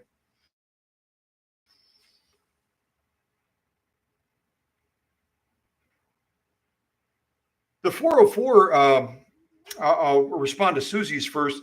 It's not quite a 1 amp motor, but it might peak at that. And the 404, which many of you know, is the straight stitch model within the Slant-O-Matic series that Singer made. And again, the 404 was made from 1958 to 1963. It's going to have a standard motor. I pulled a lot of these motors out. It's going to have right around a 0.6 amp motor. Now, does Singer ever make mistakes? Because we've had machines, as you know, on this channel, where on that nomenclature plate, it'll have a certain amperage rating, and then I'll show you the motor when we open up the back of the machine or the bottom of the machine, and the motor is rated different than what the nomenclature plate says. So manufacturers do make mistakes, but the only Slant-O-Matic within that series, to my knowledge, having worked on hundreds of these machines, if not thousands, the only one that has a larger motor is going to be that 401, 401A. Not even the 500 series was given a bigger motor. Only the 401 and 401A. And it's going to be rated at 0.9 amps. So it's going to be 0.3 of an amp larger than the other Slant-O-Matic models. It's going to be 0.9, and it's going to give you just a little bit more kick than the other models. But I've never had and maybe, who knows, maybe one of these two machines that we're going to be working on to try to make the best possible machine for Sibel out in Brooklyn, New York. Maybe I'll end up pulling out one of those tower motors and all of a sudden come back on a live stream and say, what Paula heard is true. What Paula heard is true. because I pulled that tower motor out of a 404 and it was a 1-amp motor. But I'm not aware of any of the Slant-O-Matic series that have a 1-amp motor, not even the 401 series. The biggest they made, in my experience, is a 0.9. Only a 0.9. Yeah. And it's really easy if you ever decided you wanted to work on it and service it. I usually don't cover something like this in an unboxing, but I'll just share it with you. There's a single bolt. There's a single bolt, and I'll try to get a little bit closer to the machine.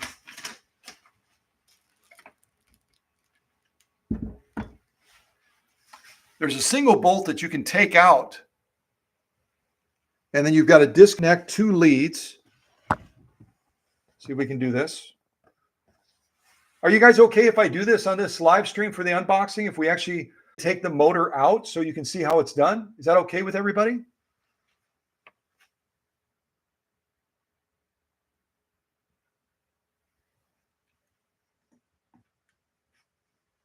Is it okay with you guys if we just pull this motor out real quick? I'll show you how to do it.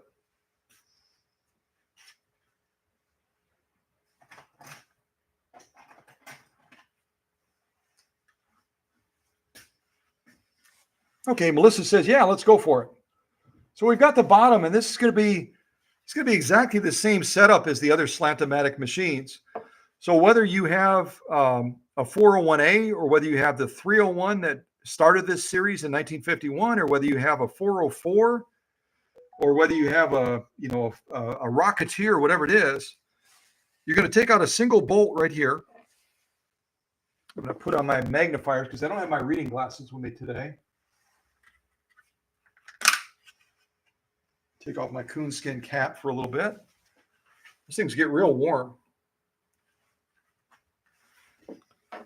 All right, we're going to take out this one bolt right here.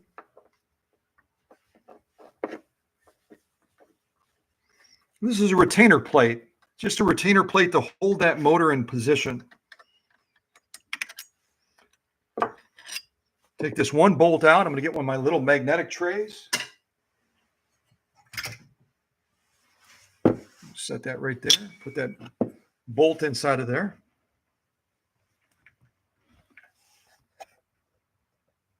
There we go. You should be able to take the plate out then. See, we've taken that plate out. And again, it mounts like this with a longer flange on the left side of the machine. You just slide it back into position when you get done servicing the motor, etc. So I'm going to set that to the side as well. And you've got 2 leads here. You've got a red lead and a black lead. And those pull off of this contact on the motor side. So I'm just going to carefully wiggle that loose. Got the red one off and the black one's off now. See, our two leads are off of the post. And now we're going to have to take the top of the machine off potentially as well if this is kind of stuck. These get kind of gritty and stuck sometimes. Let's see if we can wiggle it out. Sometimes you have to go on the top and you have to tap it down to get it to come out. This one seems to be sliding out pretty good. No, I think we're stuck. See if I can work it loose a little bit more. There we go. And this is the unique motor that was put in these Slant-O-Matic machines that give them direct drive. Let me move this back a little bit further so I don't have to move the camera around too much. I call it a tower motor. It's a tower motor. And you're going to have patent information on here. Now, here's the interesting thing. When you look at the patent information, we know that this 301A was made in Anderson, South Carolina, but they still had a lot of parts up in Elizabethport, New Jersey. So guess where this motor was made? It wasn't made in Anderson, South Carolina. See if we can get close enough that you can read it.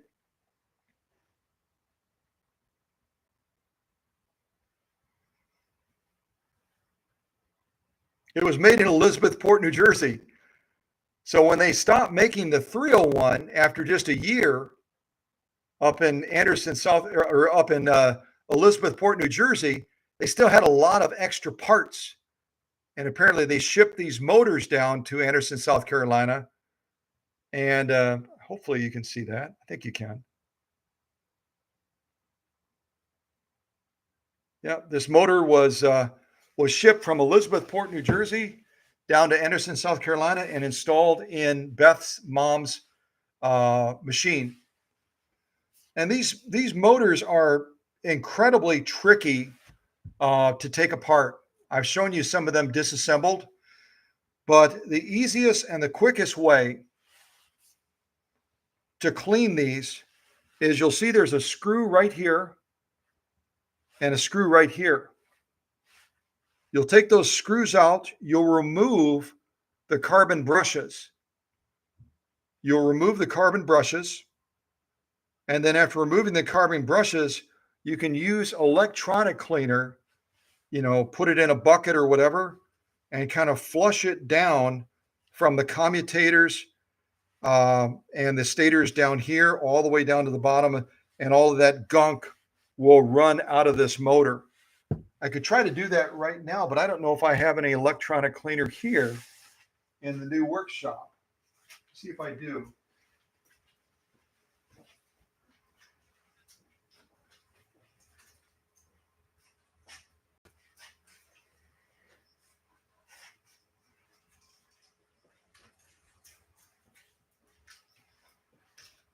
This is a real good general purpose cleaner.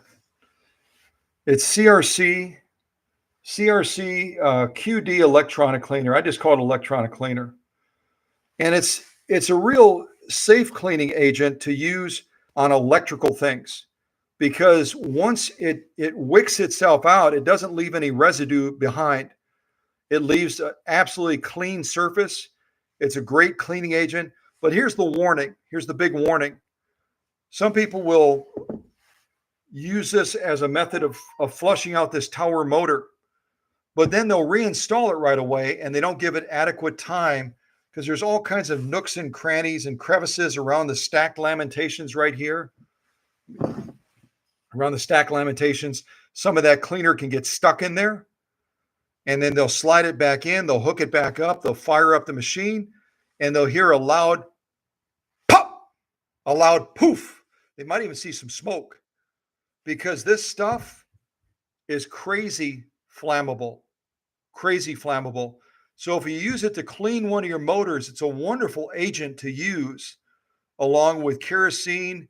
On some of the parts of the motor, you can use rubbing alcohol, isopropyl alcohol in appropriate ways.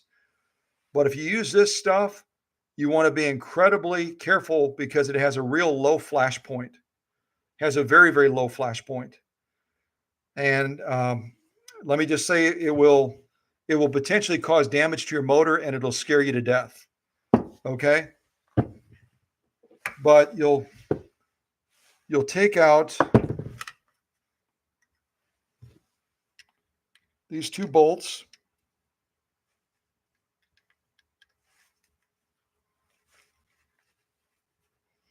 I'm just going to take one of them out, and we're not going to actually flush it, because you're smart enough. Once you know that you can remove one of these, you're going to go ahead and be able to do it. So we just took that little bolt out. It's just a little bugger. So you're not going to be able to confuse it with the bolt that holds that motor housing in place. And you'll open this up, and you'll see right here, you can actually see the commutator is filthy. See if I can give you a shot of that. I might need to, let me get a little light here. Hold on a second. Where are my lights? I think this one will work.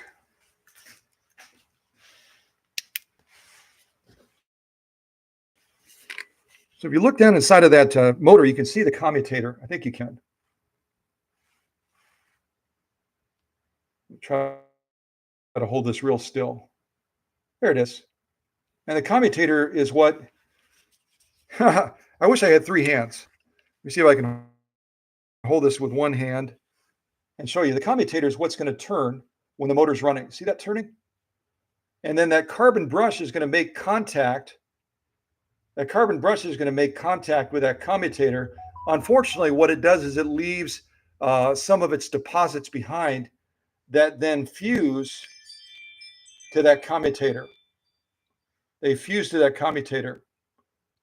And it starts to reduce the motor performance dramatically. So what we're going to do is we're going to carefully remove that brush housing. And you can do that very easily. Set that right there.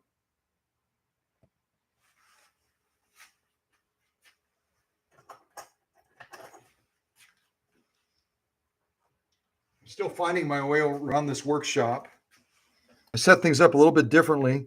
So you can take an awl like this. You can take a small screwdriver, and there's basically a tension. There's a tension band right there. You can see it.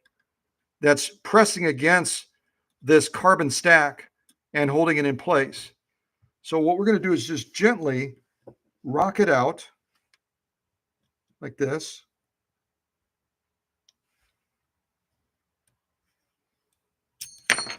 That was exciting. I didn't plan that. That was fun. So yeah, it's spring loaded. And there you can see our carbon brush. Beautiful carbon brush. Some really good length and life back on that. You want to replace them when they get down below 5 millimeters. This one's probably about 8 to 10 millimeters. And you can look at my fingers just barely touching this. It's ridiculously filthy. So you'll clean this this mounting sleeve. You'll clean this. You'll also take Q-tip swabs and gently swab off the areas and the extra debris that's stuck to the carbon brush itself. You'll clean the springs, and you'll also check the spring as far as calibrating the tension. It's got to have enough tension to be pushing down and riding against that commutator and making good solid contact, but not so much tension that it's creating drag on the motor. And you'll be able to tell that when you turn this, you'll be able to feel how much resistance you're getting with that commutator turning.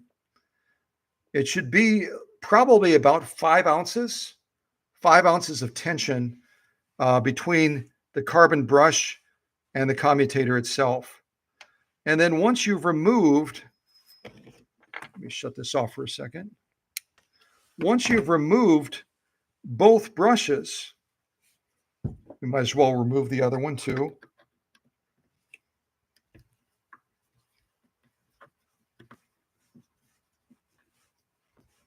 But this is a really great way to increase the performance without having to disassemble the whole motor. Some motors are much easier to take apart. These tower motors are, I really wouldn't recommend you try doing it. It's going to create issues. So there we've exposed that same little stack. I'll try to be less dramatic this time and not launch it. So I'm just putting this all behind there and just gently bringing it out. I'll keep a little finger on there so it doesn't launch to the sky this time, hopefully. Maybe I'll put it on the front.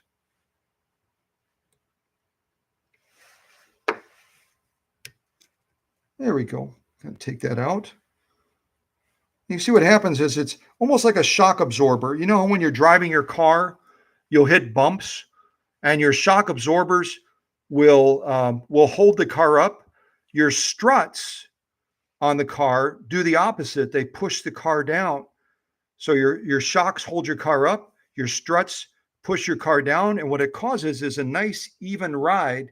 So as you're riding, you're not bouncing, but your car is giving you a nice, even, smooth ride by the shock absorbers pushing up and the struts pushing down.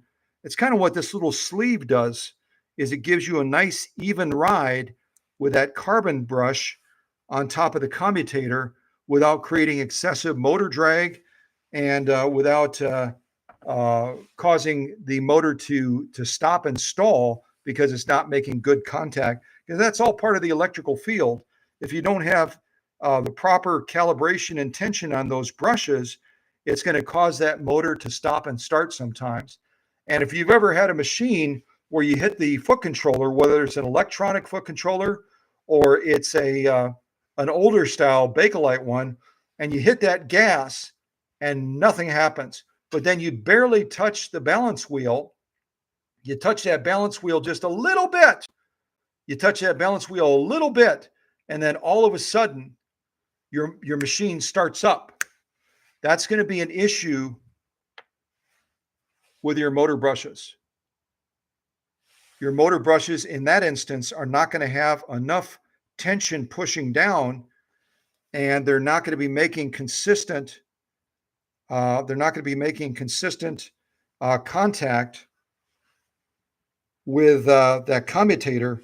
And the result is your commutator is down here, and that brush is sometimes missing it. And as soon as you turn the balance wheel, it pops down a little bit further, and then all of a sudden your machine starts running. Could also be that your sleeve is dirty inside of here. If we were to take a Q-tip swab right now and swab the inside of that, and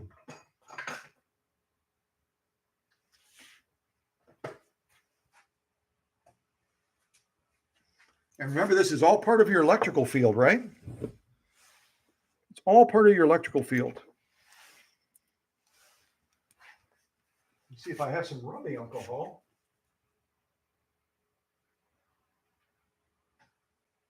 I'll be doggone. At any rate, I'll use a little, in lieu of rubbing alcohol, because it has a very high flash point. You can also use good old-fashioned kerosene. If I have any left, I may have used it. There we go. I had just a little bit left in there. And you can take these sleeves that hold those carbon brushes, and you can swab the inside of them like this, because that's going to allow that brush to move in and out like you saw it, like a shock absorber, right? And if you got gunk buildup in there, it's going to inhibit that brush moving freely up and down. And if it inhibits that moving freely, you're going to have a sewing machine that either doesn't have maximum power, or it doesn't start initially until you turn that balance wheel. Wow, that's yucky. That's yucky. Just a little bit of effort. And already, if we were to put this back together, which I'm not going to do in this live stream right now, because we've already run over 2 hours. We've already run over 2 hours. But if I were to put this back in and reassemble this motor, put the carbon brushes back into place, etc., you would be amazed at how much more power this machine had if you had operated with it before. It's going to help dramatically. So we're going to swab that. We're going to swab the carbon brushes as well, get them clean, and just gently wipe over, and then make sure that you let that moisture wick off. And then lastly, and when you put them back in, make sure you have this opening facing out so you can see how much brush is left. It'll give you the ability to see that carbon brush through that little slat. See that? And then you don't have to guess how low your carbon brushes are getting. You'll know straight away. I should also do one other thing. I'm getting all over the place, but this is fun. This is fun. We're getting back into our groove. Where are my calibrators? I know I've got them somewhere. If I don't do it now, I'll do it in another one. Here we go. This is what I was looking for. If you've never worked with one of these, they really are quite a nice little tool to have. They're a mechanical calibrator. There's all kinds of calibrator styles out there, electronic ones, you name it. But it's important that you know your motor brush sizes as well. So we're going to measure these because these are original. So we're looking at 6 millimeters. 6 millimeters right there. 6 millimeters right there. 6 millimeters right there. So the brush that you're going to want to, if you have to buy a replacement brush for your 401, 401A, you're going to look for a 6x6 millimeter brush. Let's just measure the other one to make sure that someone didn't swap one on and put the wrong one in. 6 millimeters. 6 millimeters. 6 millimeters. So these are the correct brushes for this 401A. Same for the 401. 6 by 6. So they're 6 millimeters by 6 millimeters. And you can buy brushes through eBay, Pinterest, any of those sites. Sewing Parts Online will probably sell them as well. And that's the type of brush you'll want for that. All right, let's finally get over to this motor, because I know I can blah, blah, blah with the best of them. So now we're going to get another one of our little trays. I'm going to show you that it's clean.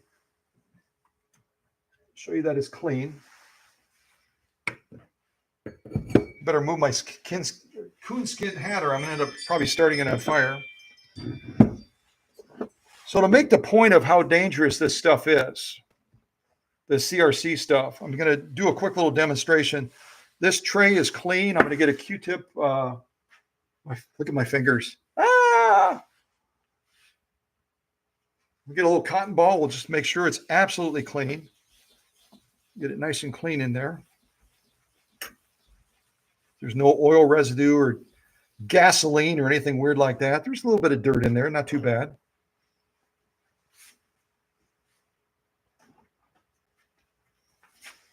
Get my fire extinguisher nearby.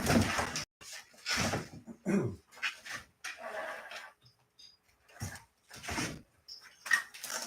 reason I give you so much caution about this CRC stuff, I got my fire extinguisher just at my feet, is this stuff is dangerously flammable, and it has a very low flash point. So I'm going to spray a little bit in the bottom of this magnetic tray.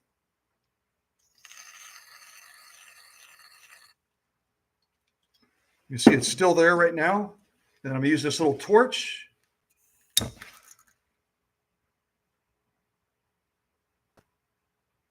And you can't even blow this stuff out. You can't even blow this stuff out. You've got to wait until it burns itself out. But imagine if that fire that you just saw were to occur inside of a closed space, inside of this closed space, because you didn't let all that moisture wick out, right? You could seriously damage your sewing machine.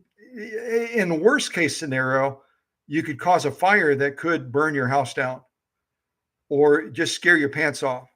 Be incredibly careful with any of these things as cleaning agents. Be really careful with any of these things. And you can see the surface is, I tell you, it's probably one of the cleanest surfaces on the planet right now, because that stuff just eats away at dirt. It just eats away at dirt. Well, what I'm going to recommend you do if you want to do a quick one is just set your, in a similar fashion, you can use a bucket. You can use whatever you want to use. It doesn't have to be a magnetic tray like this. And what you're going to do is you're going to start right up here in these openings near the top of the stators. And you're going to just gently, I'd recommend putting on some sort of protective eyewear. Put on some safety glasses so that this stuff doesn't spray back into your eyes or something like that. Let me get my safety glasses. Actually, I'm embarrassed to say I don't have any safety glasses right now. We put them all in the back of the car because Susie and I have been working at the other properties. But I do have my little goggles on right now, so I'm going to put these on instead. Actually, I've got a box of them over here now that I think about it. Susie never buys one of anything. She always buys things in bulk, which is wonderful. You get a better price on it. And if anyone is desperate for a good pair of safety glasses, send Susie and I a note, and we'll mail you a pair just like this. We'll mail you a pair just like this, because they really are essential when you're working on your sewing machines to protect your eyes and keep you safe.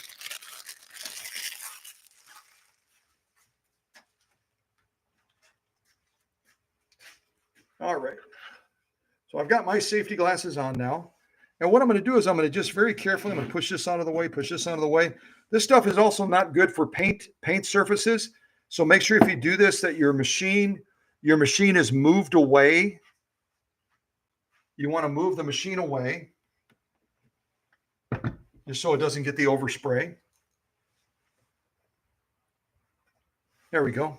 And what I'm going to do is I'm going to work this through up from the top where the output shaft comes up to this special drive shaft right here. And this is the drive shaft that connects with the balance wheel that has similar gears. So we could actually technically start at the top.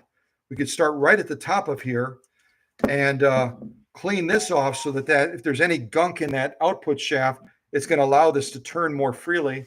I just want to get something behind it. Actually, I can use this packing material. This crummy packing material that UPS used, but I can use it as a backsplash.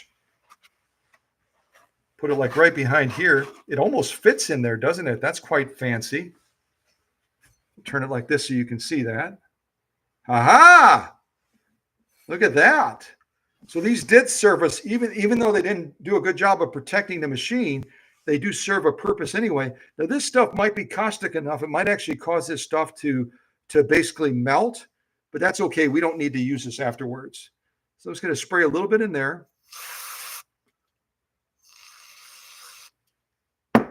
We go ahead and turn that shaft so we can let that liquid run down in there.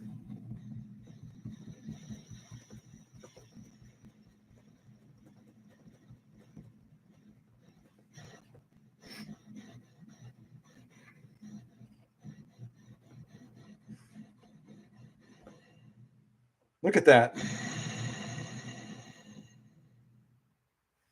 This stuff does a brilliant job of loosening that up even more.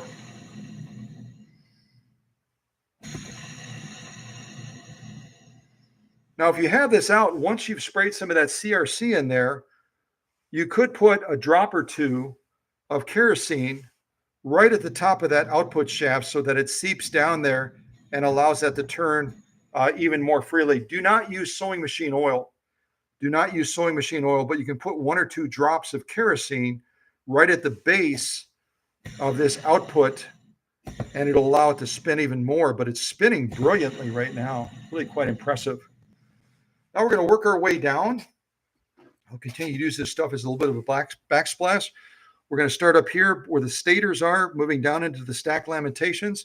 And we're going to use these little openings right here to flush a little bit of that junk out of there that's holding this motor back.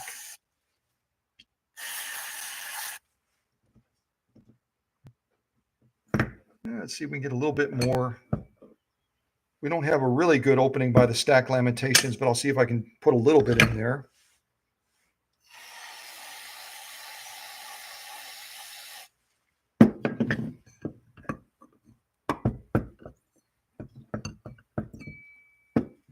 Also, we're going to spray around the commutator as well, right in this area. See if I can turn it towards the camera, where our brushes go.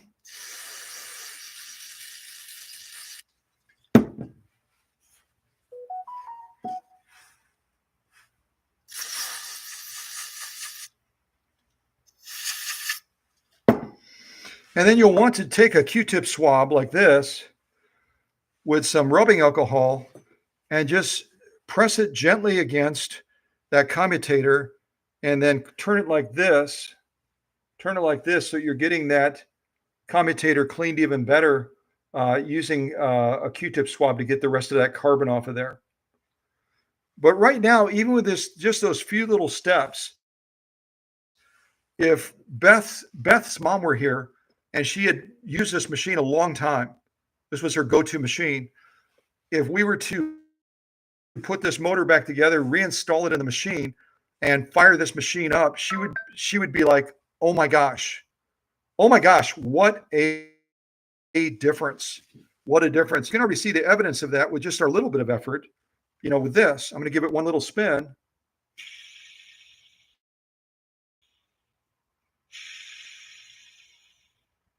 So we've taken this motor and we really have supercharged it now with those simple little efforts that I've shown you. You clean off those copper sleeves, you clean those off, clean off the motor brushes themselves. Very carefully clean this out. I would give this a good amount of time, even maybe with a small fan blowing on it, before you reassemble it and put the motor brushes back in to make sure that there's no residue of that CRC left in there. We don't want to have a bad situation where, you know, you get a little bit anxious. We all have a tendency to get anxious, don't we? And you're like, well, I think I've given it enough time. Well, remember in the summertime, especially in places like Florida and even here in Kentucky, the humidity goes up dramatically. So it takes a lot longer for something to dry. It takes a lot longer for something to dry. So you'll want to give it ample time, even blowing a little fan in there once you've gotten it cleaned out. Then put your clean motor brushes with those sleeves back in. All you're going to do is gently hold that carbon stack in so that it doesn't jump away from you. And then you just gently slide it back between these two little slots right here so that carbon brush is pressing down. And again, leave that little opening so you can see how much carbon brush is left. Okay? Yeah, hopefully that's helpful. Somebody's sending me a message. Let me see who that is real quick.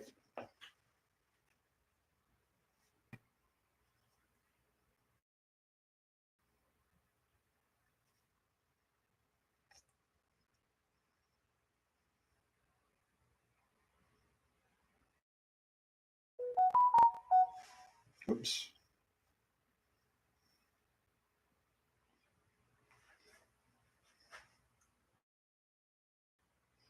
Oh, okay. That's Candido. Candido and Melissa also sent me a note as well.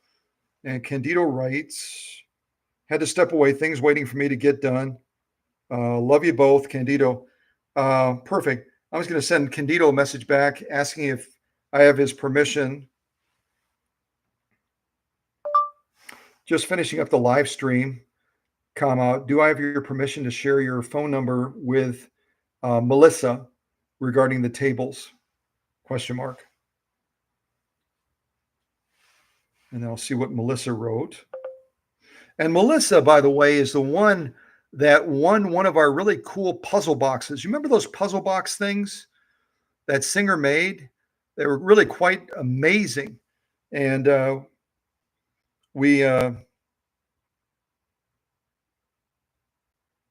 cool. Yeah. And Melissa has already given permission for me to share, or excuse me, reverse that. Jenny, part of our leadership team, has already given me permission to share her phone number with Melissa. So I'll do that immediately after we wrap up this live stream. But I hope you find this stuff helpful. I did not plan to remove this motor today. I did not plan to go through a brief demonstration of the proper use of CRC. But if you found it helpful, would you be so kind as to throw a smiley face or a thumbs up in the live chat, just so I know that my divergence was beneficial to you, and hopefully will prove beneficial to others that watch this afterwards and for months and years to come will be helpful. And always remember your safety goggles or safety glasses. And again, if you write Susie and I, or send us a text message with your address and say, you know what, I could use a nice pair of safety glasses. And if you're offering, I'm accepting, then please do that. Send me a text message, and we'll be happy to mail a pair of these off to you anywhere in the world. Anywhere in the world, send us a note, and I won't make that an open invitation forever. I'll say if you do it within a week of this live stream, then we'll be happy to honor that. So don't be afraid to ask, and we would be more than happy to share. So there I am. Hi, Mom. So anyway, hope you enjoyed this live stream today. We got a chance to see Beth's mom's 401A. Oh, you know what I didn't do? Oh, doggone it. One last thing, I apologize, is I need to come over and show you the serial number. Just carefully lift this machine. And I hope it goes into focus. So the serial number, if someone wants to type it into the live chat, the serial number is NA837294. NA837294. 294.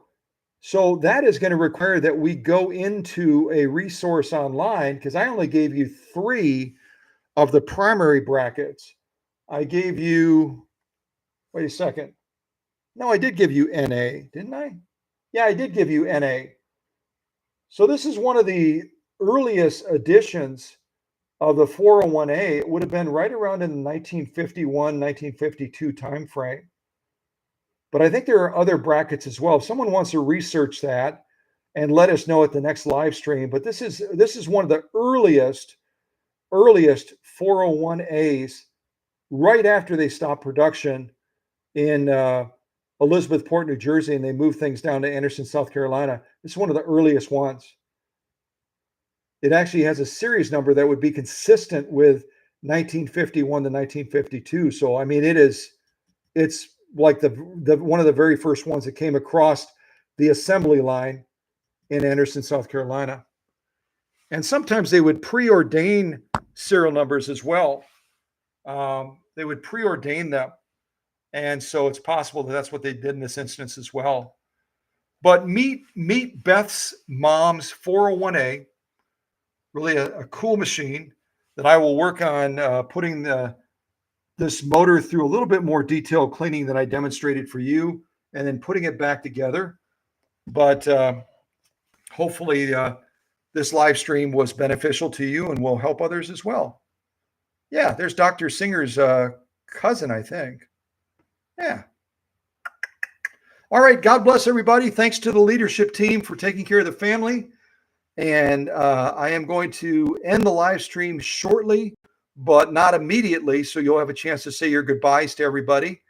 And then we'll meet again. I don't know when, but hopefully soon. All right. Take care. God bless.